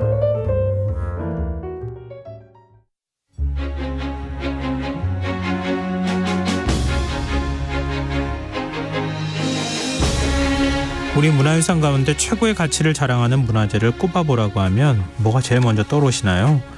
훈민정음의 직지, 금관, 방가사유산까지 너무 많아서 또 고민이 될 것도 같은데요. 이런 대표적인 문화유산의 견조도 손색이 없는 것이 바로 백제 금동 대향로일 겁니다. 특히나 올해는 금동 대향로 발굴 30주년이 되는 해라고 하는데요. 흔적의 역사, 오늘은 금동 대향로의 발굴 이야기와 향로에 표현된 19명의 인물들을 조명해보는 시간 마련했습니다. 이기환 히스토리텔러 스튜디오에 나와 계십니다. 안녕하세요. 안녕하세요. 금동대향로는 발굴 자체가 드라마 같았다고요? 그렇습니다. 그 뭐 위대한 발굴은 뭐 어느 날 불쑥 예고 없이 찾아온 손님 같다 뭐 이런 이야기가 있어요. 네. 이제 곱씹어 보면 우연이 아니라 필연이라는 생각 뭐 이런 것도 좀 드는데요. 금동대향로가 좀 그렇습니다. 그때가 1992년인데 네. 그 백제 왕들의 무덤이 모여 있는 부여 능산리 고분군, 지금 백제 그 왕릉원이라고 하는데 네. 거기에 관람객들이 이제 증가 추세에 있어서 주차 시설은 별로 없어가지고 그래서 예. 부여군에서 고분군의 서쪽 능선에 주차장을 마련하려고 그런 계획을 세워서 사전에 시군 조사를 했죠. 왜냐하면 거기가 문화재 구역이기 때문에. 예. 했더니 건물터, 재 이런 것들, 그러니까 불에 탄 흔적이 보였고 기와 그다음에 독이편들이 보였는데 네. 그러나 이제 주차장 공사를 완전히 중단시킬 만한 그런 그 결정적인 유구와 유물은 나오지 않았죠. 근데 보통 이렇게 이 정도 사실 유물이라고 보기 조금 그렇잖아요. 일단 유적이라고 예. 해야 될 것 같은데 이 정도면 주차장 공사를 하지 않습니까? 막을 명분이 별로 없는데요. 네. 자칫하면은 발굴 때문에 공공의 편의시설 만드는데 비용과 시간을 낭비한다. 당신 때문에 시간 낭비하는 거 아니야? 이렇게 비판을 들 수가 있기 때문에 뭐 그런데 어쨌든 그럼에도 불구하고 심상치 않은 징후가 나타나는데 예. 뭔가 그 발굴자 고고학도 입장에서 보면 뭔가 좀 찜찜하잖아요. 그래서 그냥 넘어갈 수가 없어서 발굴 담당자하고 이제 그 연구자들이 문화재관리국, 지금은 문화재청으로 달려갔는데 네. 아무래도 안 되겠다. 좀 찜찜하니까 한 번만 좀 파괴해달라고 했어요.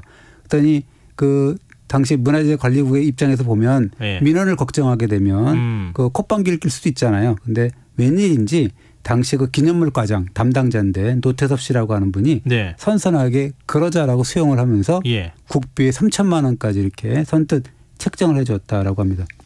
만약 그 공무원이 생각을 그렇게 하지 않았다 그러면은 네. 금동대향로는 뭐 그냥 땅 밑에 묻혔겠는데요. 그럼요. 공사가 강행되고 네. 향로도 중장비 3날에 찍혀서 소리 소문 없이 또 어떻게 될지 모르는 거죠.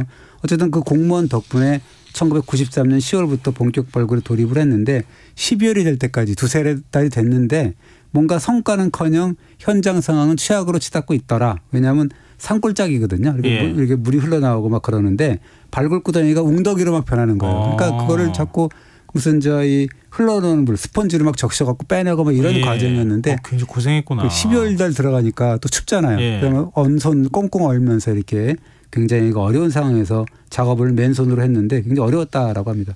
근데 겨울에는 발굴 어렵지 않습니까? 왜냐하면은 이게 발굴할 때 막 이렇게 처음엔 사부를 하다가 그다음에 모종 사부를 하다 나중에 붓으로 한다 그러잖아요. 그러니까 춥죠. 그거 어떻게 그걸 합니까? 어쨌든 땅이 어니까 그런 건데 네. 한 겨울에는 보통 중단을 하는데 요 경우는 사실은 그 공사를 위한 사전 발굴이잖아요. 예. 그 바쁘잖아요. 빨리 끝내야 공사 일정이 차질을 빚질 않으니까. 그리고 12월 초기 때문에 뭔가 그래도 완전히 끝날 수 있는 그런 때도 아니어서 네. 그랬다고 하는데 그러나 이렇게 두세 달 막 이렇게 별 소득 없이 하다가 반전의 순간이 다가온 거죠. 네. 그때가 12월 12일 일요일 날이었다고 해요. 네. 오후 4시 반쯤 됐는데 발굴구덩이에서 뭔가 이상한 물체가 드러났는데 예. 그걸 이제 그 언선을 불어가면서 뭐 이렇게 귀이기 같은 걸로 이렇게 해보니까 예. 발굴사고로 노출시키고 해보니까 이거는 한눈에 봐도 예사 유물은 아니더라. 라 그래서 이제 발굴단에서는 인부들 예. 다 먼저 이렇게 퇴근시키고 학예 연구직 남아서 작업을 하기 시작했다라고 합니다. 아, 보통 이렇게 합니까? 굉장히 그냥 중요한 문화재 같은 중요하니까 게 그런 보이면 건데 이게 당시만 해도 심상치 않은 유물 같은 경우는 소문이 날까봐 밤이니까 또 그 밤 사이에 또 퇴근해가지고 소문나면 안 되잖아요. 그래서 빨리 그때 뭐 하려고 그랬던 건데 1971년 무령어는 발굴이 생각난 거예요. 시작 때부터 그때 발굴 기사가 터지는 바람에 전국에서 취재진이 몰려들고 기자들이 막 들어갔다고 그렇게 얘기하셨잖아요. 몰려들고 그래서 막 뭐 청동 숟가락 깨지고 뭐 이런 사건도 있었거든요. 그래서 뭐 낙중한 기자가 뭐 문화재 관리국 과장 뭐 뺨을 치고 뭐 그런 얘기도 그런 이야기가 했잖아요. 그래서 이번에는 그런 전철을 밟으면 안 되겠다라고 해서 학예 연구직만 나서서 전등을 켜놓고 그 본격 수속 작업에 이제 들어갔는데 과연 밤 8시 30분쯤에 국보 중에 국보가 물 구덩이 속에서 이제 빼어난 자태를 드러나게 된다라는 건데 그것이 결국은 이제 금동 대향로였는데 이게 나중에 보니까 뭔가 유구가 좀 수상했더라. 왜냐하면 향로가 출토된 타원형 구덩이인데 그게 원래는 사찰의 공방에 필요한 물을 저장하던 뭔가 구유형 있잖아요. 목재. 뭐 그런 그 수조가 놓였던 곳이었더라라는 거였습니다. 와, 저도 그 향로 보고요. 깜짝 놀랐어요. 너무 아름다워가지고요. 근데 어떻게 그런 향로를 나무 물통 안에 넣어놔요? 그러니까 이거 때문에 연구자들이 머리를 싸맸습니다. 왜 물통 안에 있었을까라고 했는데 그럴듯한 해석이 나온 건데 뭐냐면 스토리텔링인데요. 660년에 의자왕 때죠. 나당 연합군의 공세에 사비부여가 함락이 되는 거예요. 그러니까 백제 왕릉을 지키던 사찰의 승려, 그 사찰의 승려가 불전에 향을 피울 때 쓰던 대향로를 감추려 한 거죠. 그러니까 그 승려들은 백제가 멸망하리라고는 상상도 못했다라는 거죠. 그래서 며칠만 숨겨두면 될 거다. 조금 있으면 다시 오면 찾으면 될 거다라고 생각을 해서 급한 나머지 그 향로를 공방터 물통 속에 감췄다라는 거죠. 그러나 그것은 오판이었다. 왜냐하면 백제는 그 길로 속절없이 멸망하고 말았다라는 건데요. 그러면서 이제 나당연합군이 그 절에 쳐들어와서 나라 제사를 지내던 절을 불에 태우고 공방터 지붕도 폭삭 무너졌다. 뭐 그런 식의 스토리텔링이 가능한 거죠.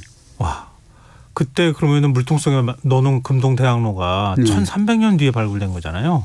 곳에 뭐 이렇게 그대로 있었다라는 건데 어떻게 보면 소설 같은 이야기는 할 수 있지만 이게 마냥 허황된 이야기가 아닌 게 뭐냐면 이게 1995년이죠. 2년 뒤인데 이 절의 목탑지 밑에서 또 하나 깜짝 놀랄 만한 유물이 발견이 되는 게 뭐냐면 이 백제 창왕 즉 위덕왕 13년인 567년에 창왕의 누이인 공주가 사리를 공양한다라는 글자가 새겨진 사리감이 이제 발견이 됐어요. 근데 이 사리감의 출토 양상이 좀 이상했습니다.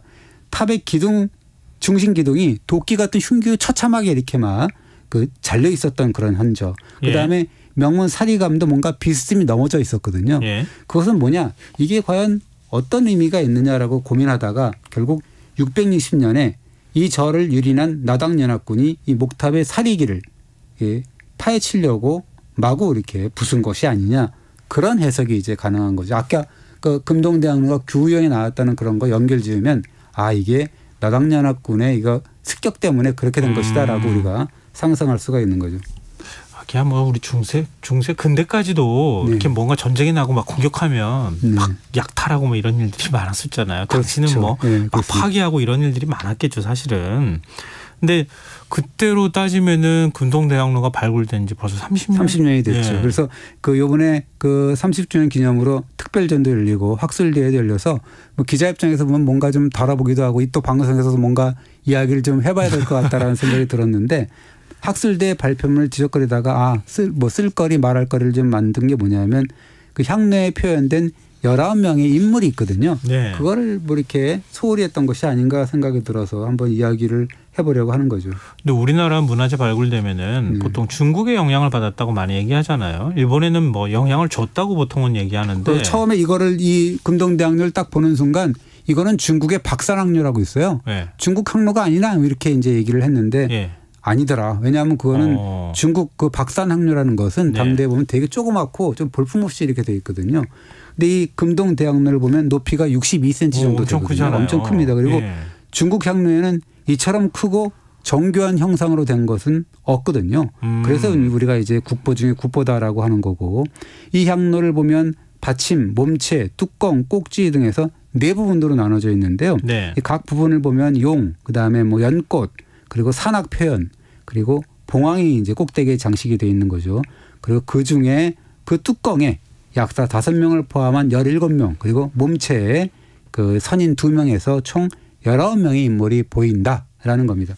그럼 악사 5명은 각기 악기를 들고 연주를 하는 형상이에요? 그렇습니다. 검은고, 비파, 북, 피리, 퉁소를 연주하는 오악사라고 표현되어 있는데 네. 그 오악사의 표정을 한번 유심히 한번 보세요. 나중에 사진을 보면은 그거는 안 보일 것 같은데. 보여요. 그냥 그 사진을 이렇게 확대를 하면 확대해서 봐야지. 확대를 해서 보입니다. 그리고 그 보이게 되면 굉장히 그 보일 듯 말 듯한 그런 어떤 미소가 은은하거든요. 우리 그 서산에 있던 그 서산에 있는 그런 국보 마애부를 보시잖아요. 네, 그런 미소를 좀 이렇게 연상하게 되는데요. 그래서 이 뭐 하여튼 굉장히 백제불상 동시대 백제불상의 온화한 표정이 자연스럽게 떠오르는 그런 그 오악사다. 그런 표정이다라고 할 수가 있는 거죠. 근데 악사 5명이 헤어스타일이 똑같습니까? 이렇게 얼핏 보면 정수리까지 이렇게 삭발을 한 다음에 뒷머리를 길게 따서 오른쪽으로 틀어올린 뭔가 좀 기계스러운 모습인 것 같다. 기억나요. 라는 건데 이렇게 딸이 틀듯이 이렇게 했던 근데 그것이 아니라 머리카락을 표현하지 않았을 뿐이지 머리를 가지런히 비어서 가지고 오른쪽으로 틀어올린 것으로 봐야 된다라는 그런 연구가 있는 거죠. 그렇게 오른쪽으로 머리카락을 틀어올리는 헤어스타일 이거는 중국의 동진시대 비슷한 시기 동진시대 유물에 보인다 그래서 제가 한번 그 증거 사진을 비교해 봤더니 난징에서 출토된 그 동진시대 여성 그 도기 인형의 스타일하고 아주 흡사하더라고요. 그래요. 그러면 영향을 전혀 안 받지는 않았던 거네요. 당시 문화적으로만 보면. 그렇죠. 그런 헤어스타일이라는 건 사실 민감하기 때문에 그런 것들이 또 중국에서도 오고 또 우리나라에서도 가고 뭐 그런 스타일이었겠죠. 그래서 그런 스타일이 뭔가 그 백제 악단의 공식 헤어스타일이 아닌가 뭐 이런 이야기가 되는 건데. 백제 악단의 공식 헤어스타일이죠. 똑같은 거의 비슷한 헤어스타일이기 때문에. 그래서 이 악사가 아까 얘기했던 중국 여성 도기 인형이기 때문에 그럼 이 악사도 오악사도 뭔가 여성으로 구성된 전문 악단일 가능성이 높다라는 건데 이건 굉장히 인상 깊은 차관점이라고 합니다.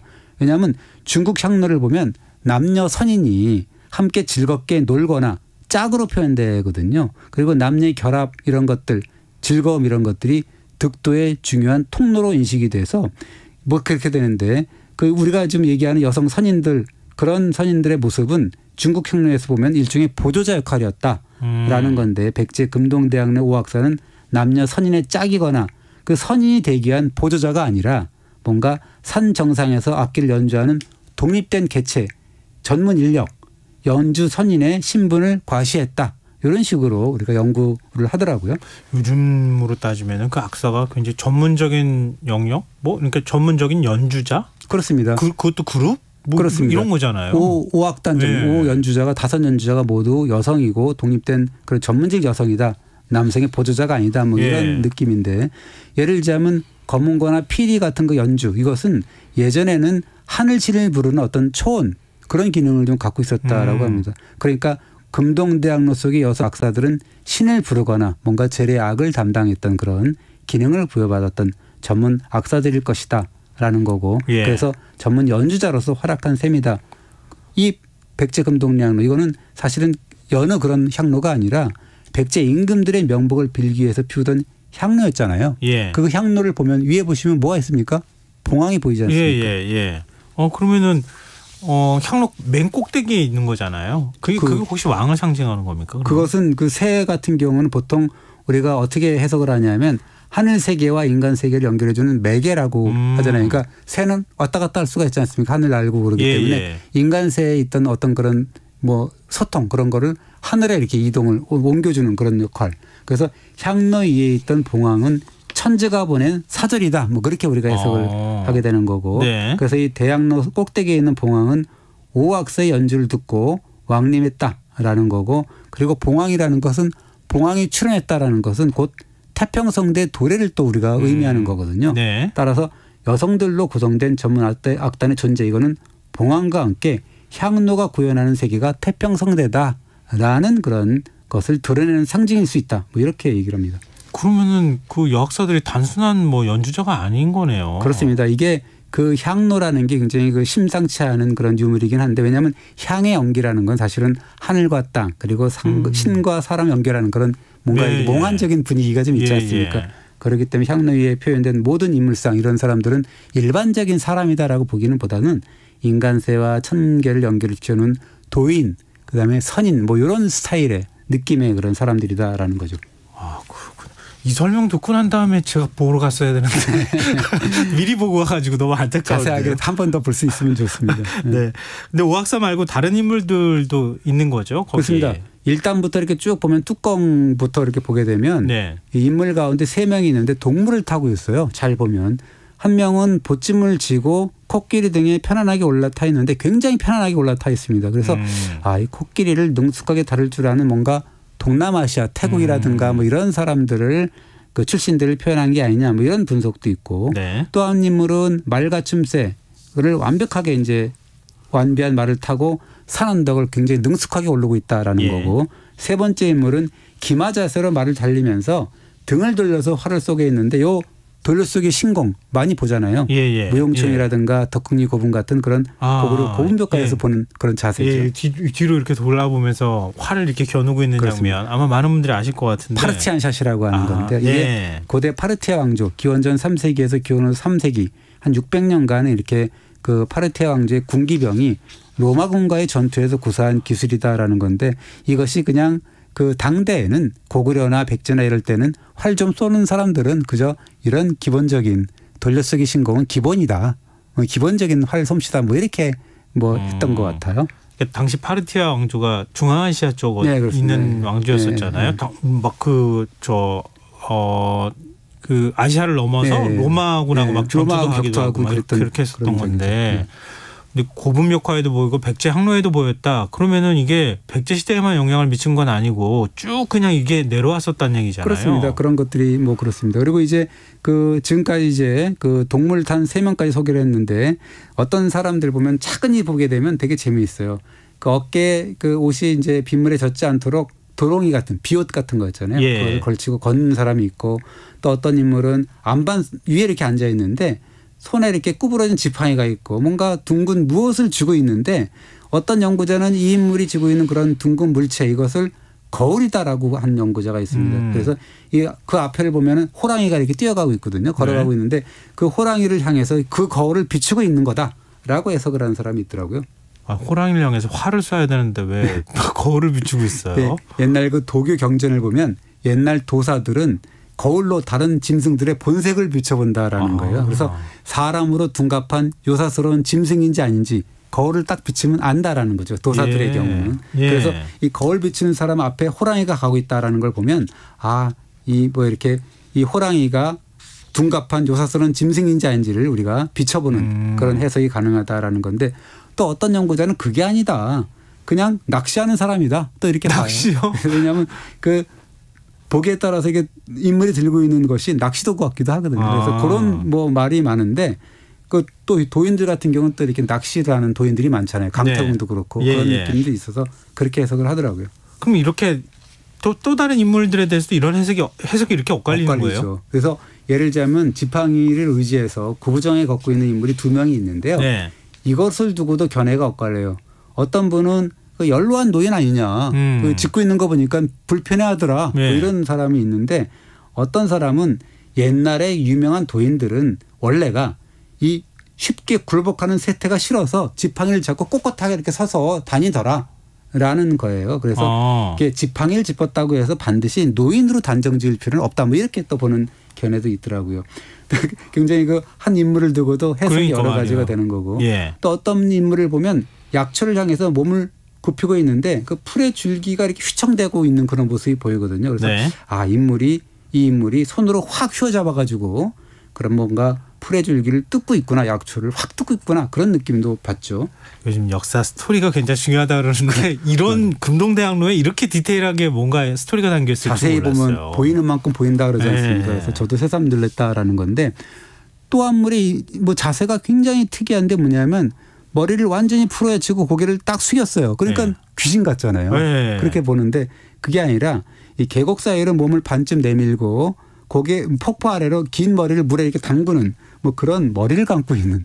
왜 머리 감는 사람까지 넣었을까요? 그런데 이게 해석이 엇갈립니다, 이것도. 그래서 입산 수도 그리고 불로장생을 위한 단약 제조를 위해서 그 미리 목욕 제기하는 사람, 그런 과정을 그린 거다라는 견해가 있고, 그리고 어떤 사람은 아니다, 도인들은 원래 그 입산하게 되면 머리를 풀고 옷끈을 풀어헤치고 산 위를 돌아다니는 거다. 그래서 원래 그 선인들은 머리를 풀어헤치고 그렇게 다니는 거지, 그것이 무슨 입산 수도하고 뭐 이런 게 아니다, 뭐 이런 이야기가 있습니다. 요즘 뭐 도인이라는 사람들도 이렇게 머리 풀어헤치고 다니더라고요. 보니까. 참 뭐 일리 있는 해석이네요, 그렇게 보면. 그렇습니다. 이 뭐 여러 인물들이 나오고, 뭐 손에 날카로운 공구로 해서 안반을 깎아내는 사람, 그다음에 뭐 그거를 이제 그 연단술이라 그래서 금단을 조제 보용하는 신선도술이 있는데, 단약 제조를 하게 되면은 광물을 막 캐갖고 이렇게 단약에 쓰거든요. 뭐 그런 거 아니냐, 뭐 이런 사람들이 있고, 승려복장을 하는 사람도 있고, 또 어떤 사람은 혼자 공중을 날고 있는 도인 같은데 택견 자세를 하고 있는 느낌이 있어요. 그런 사람들도 뭔가 무술에 통달한 도인 아니야, 뭐 이런 이야기가 할 수가 있는 거죠. 진짜 그야말로 19세기의 인물들이 새겨져 있네요. 그렇습니다. 이 말로만 국보할 게 아니라 찬찬히 이모저모 뜯어보면 이야기거리가 엄청 많거든요. 그래서 이번에 그 특별전을 하게 되니까 한번 그 짙어가는 가을철에 한번 그 부여로 한번 그 다녀보시기 바랍니다. 가야 되겠습니다. 봤는데 스토리를 제대로 이해를 못해가지고 다시 한번 가서 꼭 봤으면 좋겠다는 생각이 드네요. 자, 오늘 혼자기 역사 여기까지 하겠습니다. 지금까지 이기환의 스토리텔러였습니다. 고맙습니다. 감사합니다. KBS 라디오 김성환의 시사야 오늘 순서 여기서 마칩니다. 모바일 피자 쿠폰 당첨자 5분은 홈페이지 공지사항에서 확인하실 수 있습니다. 편안한 밤 되시고요. 전 내일 다시 찾아뵙겠습니다. 참 건강, 내일 날씨 추워진다니까 유의하시고요. 지금까지 시사평론가 김성환이었습니다. 고맙습니다.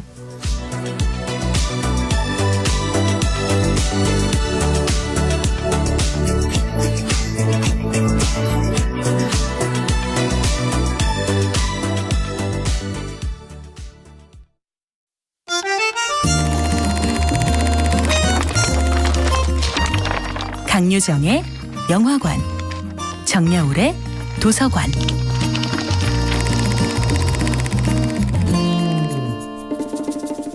안녕하세요. 무심히 지나쳤던 영화를 돌아보며 삶의 마디를 짚어보는 평론가 강유정의 영화관입니다. 오늘은 영화 타르와 함께하겠습니다.